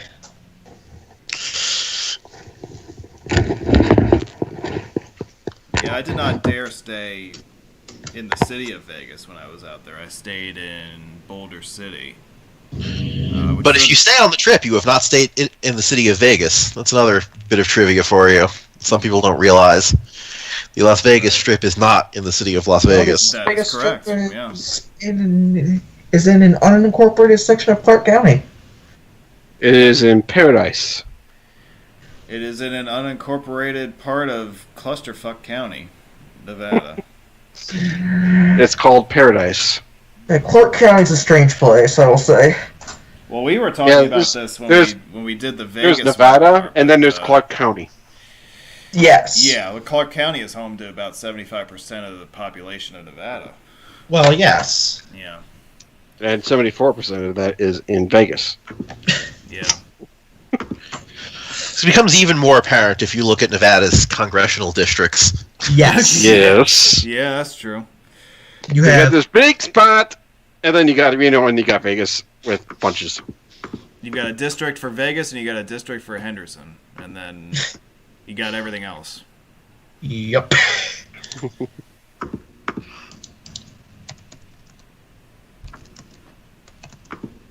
Yeah, and that's the thing. You know, when you get outside of Vegas and Reno, Nevada is incredibly desolate. Yes, it is. It is. Yeah, Try my. driving US 95, Mm, which I'm sure somebody in here has done that.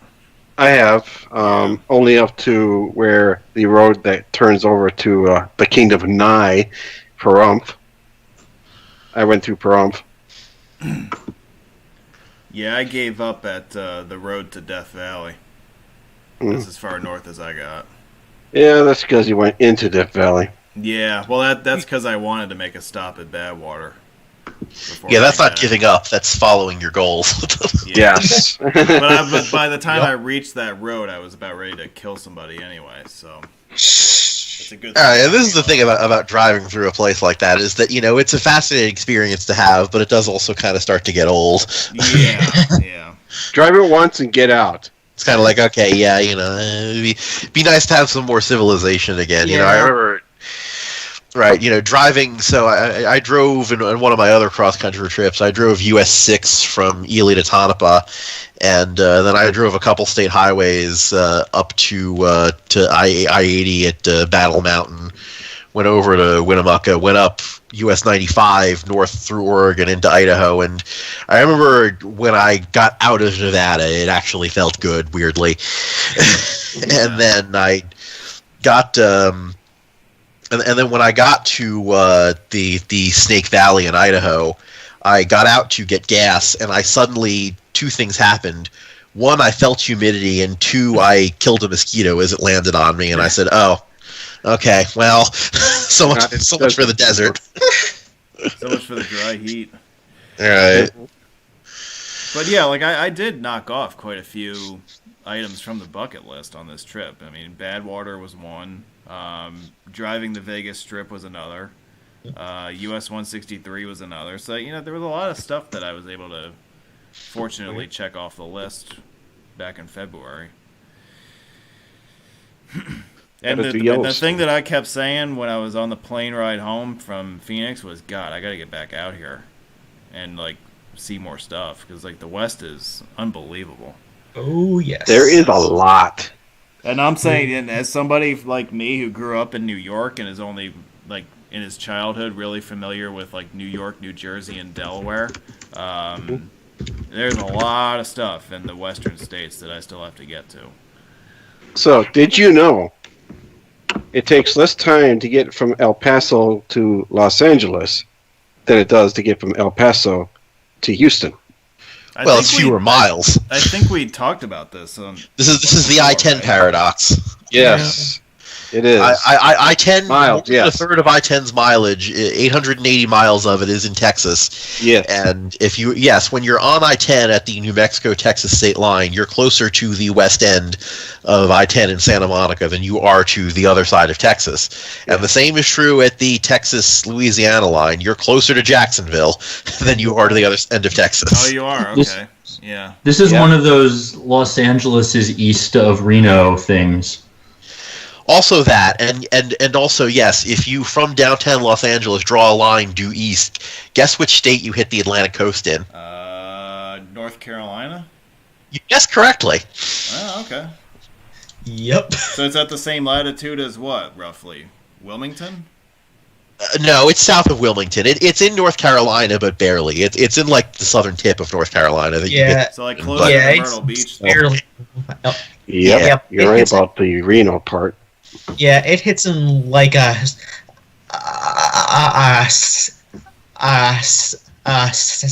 Southport or something.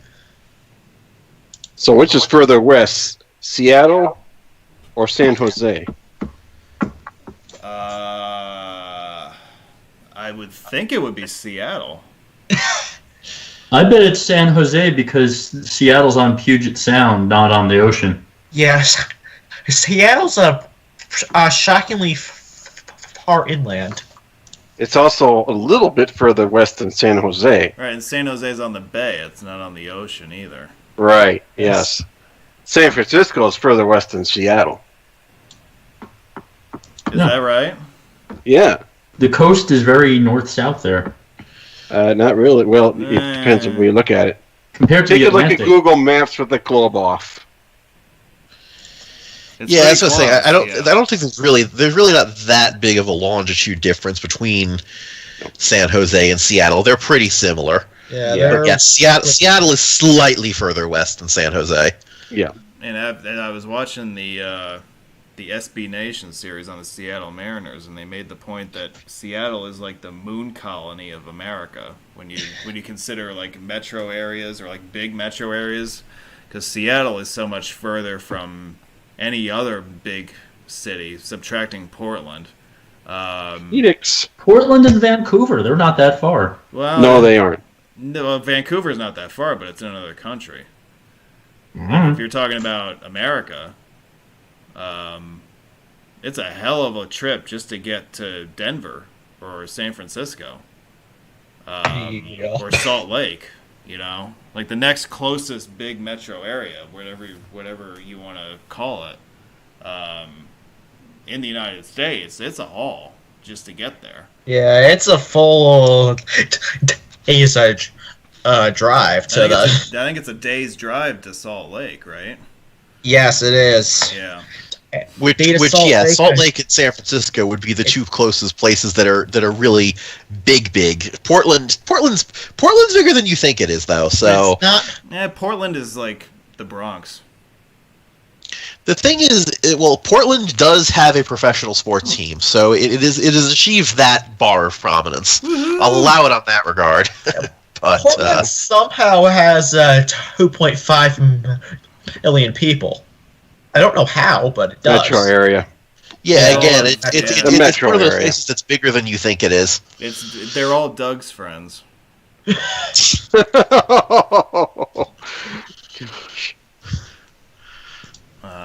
But yeah, like Portland is sneaky big. That's true. But yeah, like the east of there, like what the hell is there for hundreds of miles? You know. The next, Boise. which is Hi, Corco. Spokane. which is about the size of Syracuse, New York. So Yeah, I mean, if you want to go east, the next big metro area is Minneapolis. Yeah. That's a trip. That's quite. haul. That was the trip that I took, Anthony, because I went out on 94, went back on 90, and it's like you don't see anything but mini cities, including Fargo, Sioux Falls, and the Montana cities. Right. That are it's just a very desolate Yeah. country up there. Yeah. it's open. It's open, and I've seen you can video tell when you look footage at the I've seen traffic report at night that there's no traffic. Yeah, Montana, Wyoming, all of that is very open. Yeah, I've seen video There's a lot of the drive across North Dakota on 94, and it's like, holy crap. There's like Montana nothing for hundreds of miles. Wyoming on I-90 is just empty as hell. Yeah. I drove it on US 2, which is at least you had stuff to see every so often, but still empty as hell the whole way. You mean cities? Also pretty lengthy too, because Montana's a pretty big state. Yeah. US 2 is 667 miles across Montana, and I did note that mile marker 666 was missing. I think they probably gave up on replacing that one. Just like Common in the Navajo. just like some states have stopped replacing 69 and 420. Yeah. Or we'll put up 68.99 instead. Yeah. I'm surprised that mile 419.99 is not considered more of a collector's item. It is a collector's Really item doesn't help, because It might one be on if you're a I-70 road has geek, been but if stolen. you're a college stoner, it's not the same. I would take it as a college Yeah, but stoner. I'd be like, it's always just about 420. the 419.99 on I-70 has been stolen, but there are others in Colorado. Well, I think the one And- on I-70 and some in is the one Arizona. that, it's the most traffic, so it's the easiest for someone to just pull Yeah, by but the side of the road and be like, let's take that. Yep. There is a 419.99 pretty close to where we are right now. It's also partly because of how Arizona. Oh, we're Well, passing yeah. those. Okay. It's Dude, what did you it's just entirely do based on here? Arizona. Right, because Arizona has its mile posting system where routes that don't begin at the state line inherit the mile marker from the route they began at. So, this is why I-17 has all of its weird exit numbers that begin in the upper 100s. Mm-hmm. Now, Dan, you passed in a no passing zone. I wasn't even paying attention, did I? Yes, you did. The Well, test what did began I say a in a few no minutes passing ago? zone. It about- ended in a passing zone, at least. What did I say a few minutes ago about driving school? People. So you can go kiss off. Exactly. Now that guy ran a red light. He crossed a double solid line, that bastard.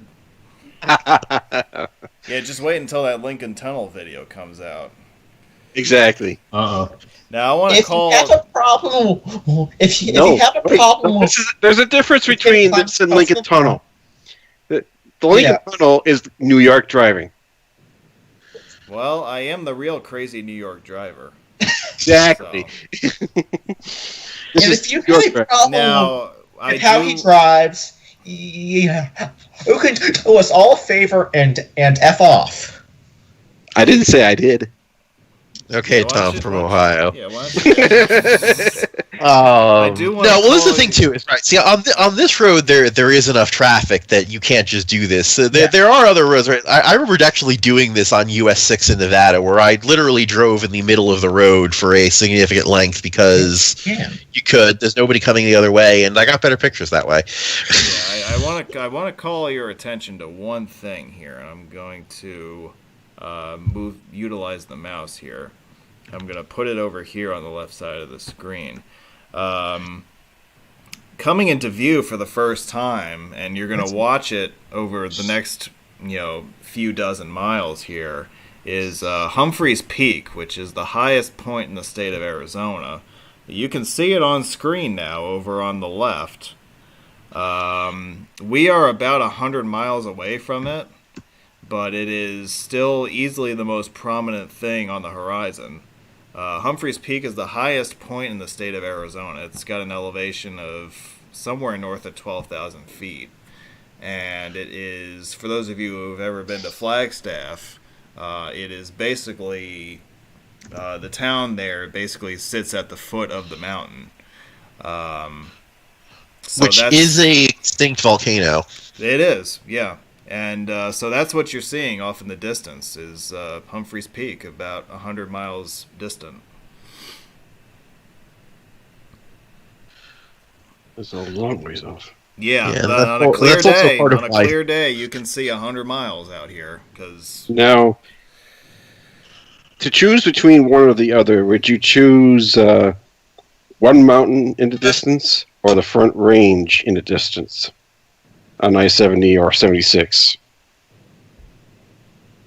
Well, Elma, I couldn't see the front range on I-70 and on 2018 because of forest fires. So, Boo. Yeah, and I had clouds and winter storms blocking my view at that time too. Yeah, in but- 2013.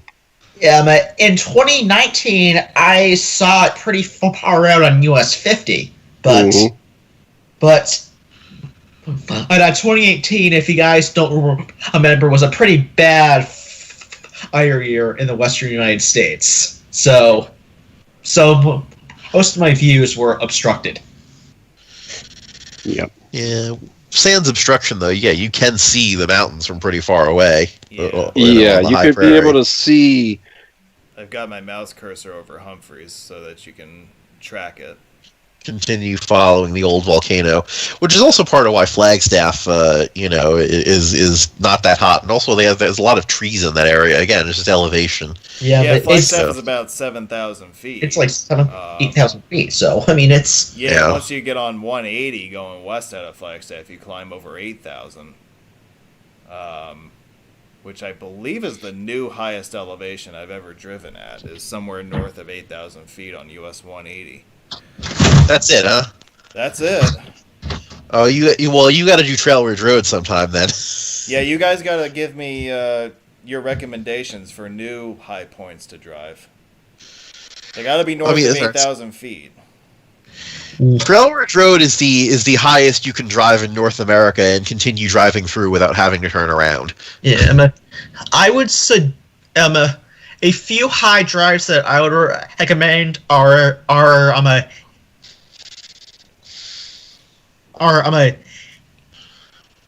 Independence Pass and US 550 in Colorado. Yeah, there's also Loveland Pass in Colorado. Yes, on US 6. Right? Yeah. Going to the Colorado's a Sun state of- Road from Yukon to Alaska. Well, let's keep it in the 48 states for now. I'm not feeling So, bad all right, so wait, so ambitious. going to the Sun Road is in Glacier. The one you're thinking of in Yukon and Alaska is the top of the world highway. Yeah, something like that. It's a good thing the audio's not archived with this. Yeah, I'm trying to think what else is. I mean, Colorado and New Mexico have a lot of great mountain drives. Yeah, I feel like Colorado and New Mexico would be a trip all by itself. Yeah, I spent 10 days basically just in Colorado and New Mexico, and it was not enough time. Yeah. Another weird one in New Mexico is on US 82, where you have Cloudcroft, which is actually a town that's at the top of the mountain pass. Normally you don't see that. So it's like being in the Andes Mountains in Peru, where you've got these villages way up in the mountains. Yeah, and so it's Cloudcroft is over 8,000 feet up. Wow. Yeah, there are some ghost towns in Colorado at 10,000 feet, but I also say about 550 in Colorado that everyone talks about the $1 Million Highway and shows the pictures of the cliff going up on one side and down on the other. it's one short What you need section. to realize is that that's about 2 miles of the road, and the entire rest of it is still interesting looking, but not like that. Your experience, however, will be ruined by the fact that you will continually get stuck behind people that drive way too slow and do not use turn allows to let you pass. Yes. Yeah. There is way too much traffic on 550 to actually enjoy it. Yes, I would say the best drive in that area for cliffs and stuff like that is State Highway 141, which has any of the same features, but it No traffic on any it. traffic. Yeah. So you can haul ass and. Yeah. We know we have Tom listening here, so maybe he has something to chime in on little used roads with nice passes. What's the highest point on the the interstate system and the highest point on the U.S. route system? The highest point on the interstate system is the Eisenhower Tunnel on I-70. Okay, that's what I The thought, highest yeah. point on the U.S. route system is the aforementioned Trail Ridge Road, which is part of US 34. Okay, that is a U.S. route. Okay. Yeah, there's some national parks that don't maintain them, and they're not technically marked as U.S. highways. That's only Yellowstone. Only Yellowstone? Yeah. Yellowstone is the only national park that creates an official discontinuity in a U.S. highway. Okay. But yeah, they're right. US 70 and High 70 and US 34. Yeah, but That's one we got to do a virtual tour for. Oh yeah. I-70. Yes, I-70. Really, from Denver on Colorado, out to Cove Utah Fort. are amazing. I would actually say you might want to do that one going eastbound, just so you get all the fun signs. Yeah. Truckers are not down yet. Actually, I would say that honestly, split it in half. Have a virtual tour in Utah and a virtual tour in Colorado, because you'd have to break it because up both are because absolutely. It's absolutely boring between the Swell and the Rockies. Yeah. Yeah. Between the Swell and Glenwood. You'd have to break it up though, because it's way too much of a distance to do it once. Oh, obviously, but I honestly think I'm a I-70 in Utah maybe more scenic than I-70 in Colorado. The other interesting thing about I-72 is that the state line is almost in the perfect place. That, you know, when you cross that state line, there is a pretty big visual change right about there. Even though the state line is, you know, just a north-south straight line, it's not designed to be in a significant place, but it just happens to be. There's a very noticeable change in the landscape where west of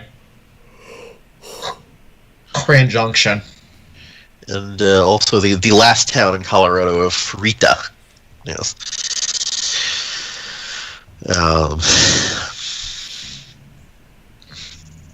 Yeah, I-70 is definitely worthy of a virtual tour. And maybe some other stuff that I bring back later this summer, depending on what happens. But yeah, that's an amazing drive. Mm-hmm. I can't recommend I-70 between I-15 and I-25 highly enough. Yeah.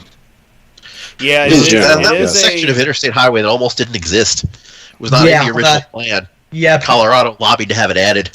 Yeah, and part of it in my Utah was built in a spot that I didn't even have an old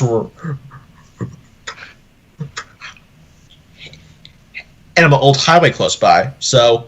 And that is why you, in that spot, have the longest distance between services on the interstate system. Yep, San Rafael Swell. Miles or something. The San Rafael Swell. Yep. Untouched I wilderness around the highway. I will say that as I do have a few long-term goals for the channel, and one of them is getting every mile of I-70 on film. I still have quite a while to go. I still have quite a distance to go. I'm not even halfway. Like I think the east-west halfway point of I-70 is west of Kansas City somewhere, and I've only gotten it as far as Wentzville, Missouri, from the east end. Take it once, then forget it. Yeah, Kansas is not as horrible as people say it is. Missouri sucks. Eastern Colorado sucks.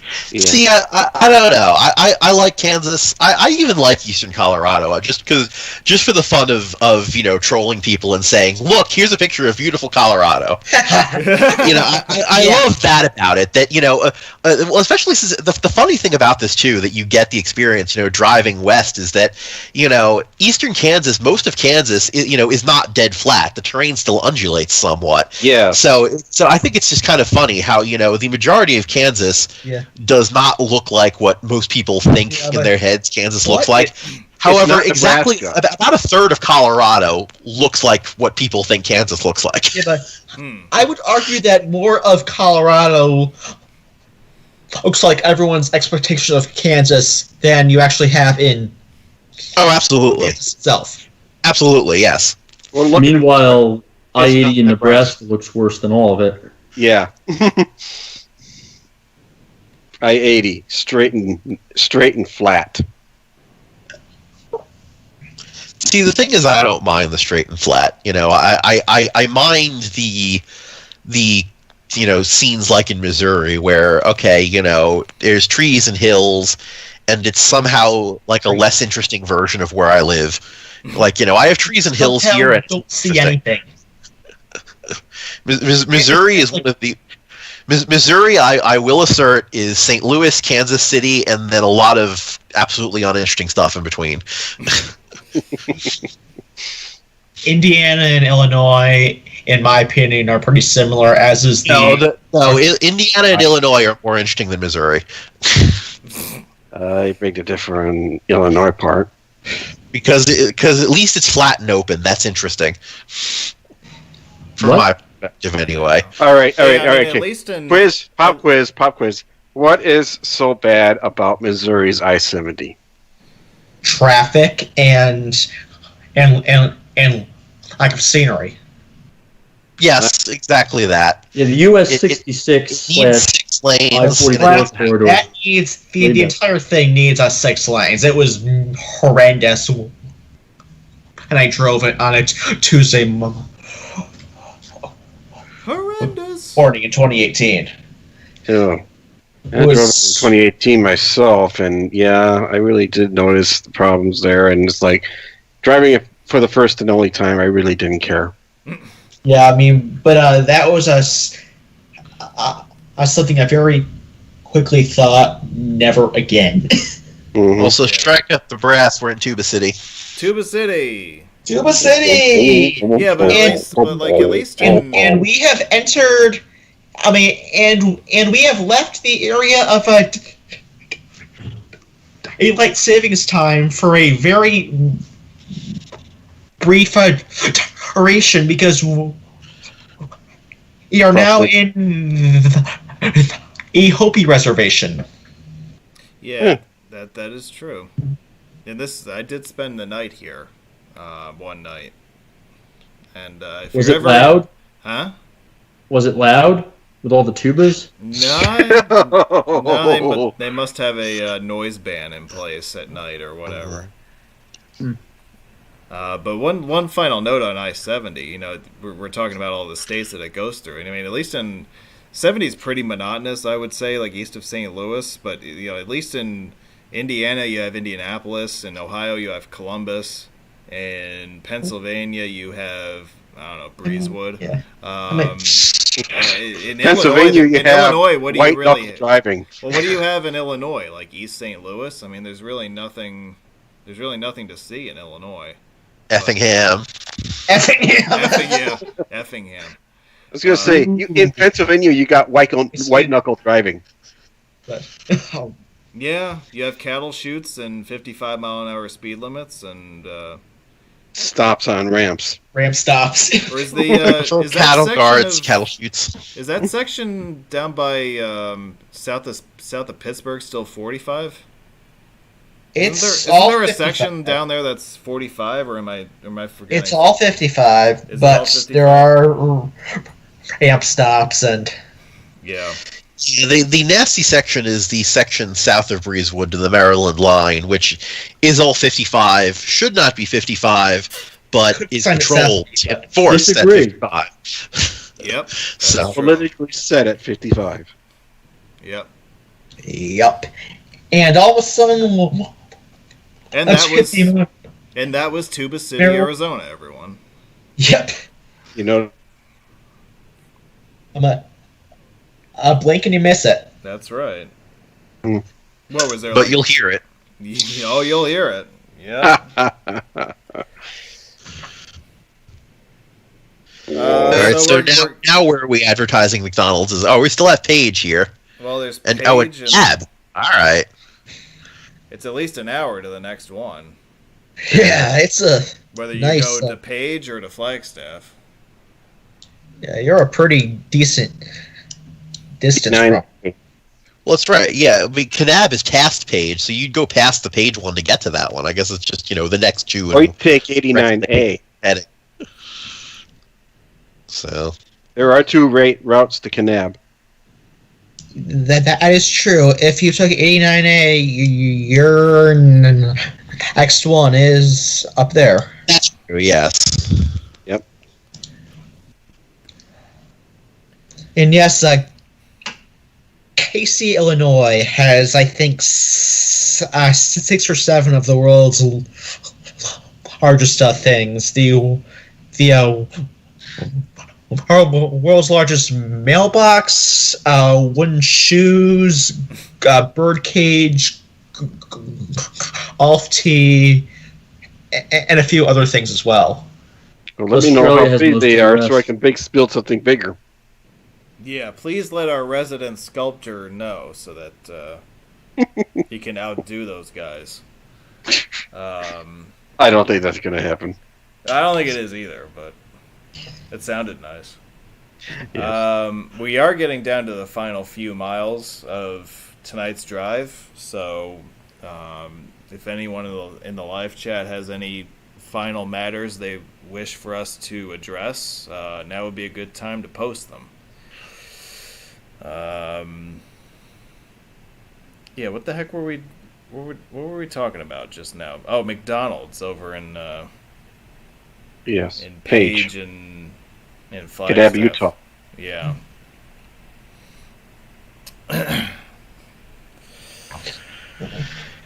I can recall that on this trip I did grab food. It was not at a McDonald's. It was at a Burger King, and it was I think it was actually in Hurricane, not in St. George, in Utah. And I remember this. I also remember that the parking lot of that Burger King is one of the times I've spotted a Hawaii license plate.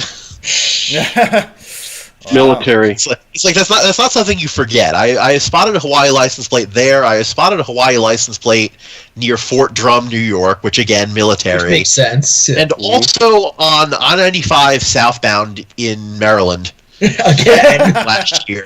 I saw one in Goldsboro, North Carolina, which military is the reason for that. So yeah, they can take their plates with them.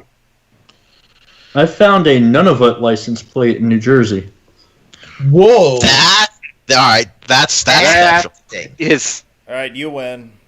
That is. So was it one of the bears or was it the new version? It was a bear. Ooh. Years ago. Wow. Nice. Yeah, that's I have none of it. one of the few I have not seen. I've seen almost every other state and province, but not. I have to say I've seen every other, at least for the U.S. and Canada. I'm sure there are plenty of Mexican states I have not seen plates from, but you don't see those in the U.S. too commonly, not unless you're somewhere near Mexico.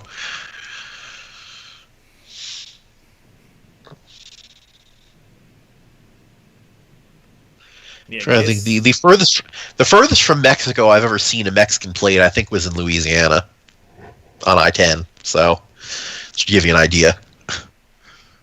I've basically never seen Mexican plates outside of the very border areas. Yeah, I can't recall seeing a Mexican plate anywhere. It's possible I have, but I don't remember it because I haven't been really in the border area ever. So.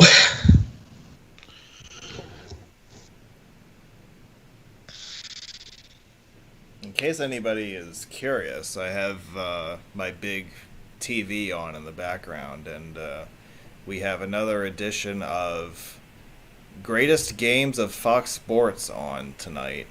And it is Game 2 of the 2005 World Series. If you remember which teams were in that World Series, congratulations. But Yeah, I don't. As a little bit of a hint, some dude named El Duque is warming up in the bullpen right now, and Morgan Ensberg hit a home run to give Houston a 1-0 lead. We're now in the top of the 6th, and the Astros lead the White Sox 4-2. Yeah, And if you're wondering why nobody remembers that, it's because the White Sox won the series in a rather uneventful sweep. Which, interestingly, though, was the first time in 88 years that the White Sox had won the World Series. That is correct. And unlike the Red Sox ending their drought just the year prior, there was no big deal made out of it. It's the fact that the White Sox ended an 88-year drought is a fact that a lot of people don't even realize. Yep. Because everybody paid attention to the Cubs drought in Chicago. Yep. So it's interesting. You have one city and two teams with 88-year drought and 100-something drought. With respectively the first and second longest droughts in Major League Baseball. Yeah. Yeah. All in one city. Yeah. The Red Sox are only third. And you think you have it bad as a Mets fan. Yeah, oh no. And yes, the White Sox are basically Chicago version of the Mets. Everyone loves the Chicago Cubs, but yeah. Well, that 2005, unless you're from the South Side, then you hate the Cubs. That 2005 White Sox team was basically a fart in the wind because they went right back to being bad after that. Yep. Marlins? Well, yeah, like very Marlins-esque of them. Yeah, but 2090, that's about right. Yeah. I mean, on the other hand, I've never seen the Philadelphia Flyers win a championship. I'm not sure it's ever happened. Different sport. Wow. Right, but have you seen them win? I haven't. I wouldn't have been paying attention to know. Well, folks, here's the western terminus of US 160. At US Route 89, you can turn right to head towards Page and Glen Canyon, or you can turn left from here to head south to Flagstaff. For the record, I turned left here to head down to Flagstaff and lodged for the evening. But we've come to the end of another scintillating virtual tour presentation. I really want to thank my friends on Skype for joining me for some live commentary. Guys, you have any final thoughts and grievances you want to air before we sign off? Not really. I've got grievances in private. I'll inform you of the list. Okay. You guys are easy. You got nothing, huh? Yeah. I think we got all of our chatter out in the last hour of US 160. Yeah, we kind of did ramble there a little bit, but it's all right. You know, Let's pass the time. it gives you an idea of what a lot of the Mountain West looks like, and I think our trip down 163 and 160 helped accomplish that. So, yeah, I hope you guys enjoyed it, and if you missed any of it, it'll be up either later tonight or tomorrow in full, so you'll be able to watch it then. Again, at 3 p.m. Eastern Time. Stone Cold Steve Anderson. Stone Cold. Yeah, I don't go back that far with him, so I don't know that nickname. But, yeah, he'll be with us, and we'll be talking about a lot of interesting topics, I'm sure, along the way. And we'll have a nice Sunday conversation with one of the giants of the road enthusiast hobby. That interview will be at 3 p.m. because Stone Cold said so. That is right. You know what? Maybe we'll start the stream at 3:16. just to roll with the theme there. But anyway, so thanks to my friends on Skype, Anthony, Steve, Josh, and Scott. You guys were great. Thanks again to all the folks in the live chat. Great job as always out of you guys. Could not have done it without you. And we will talk to you again tomorrow. And we will see you guys again real soon. So good night, everybody, and thanks for watching.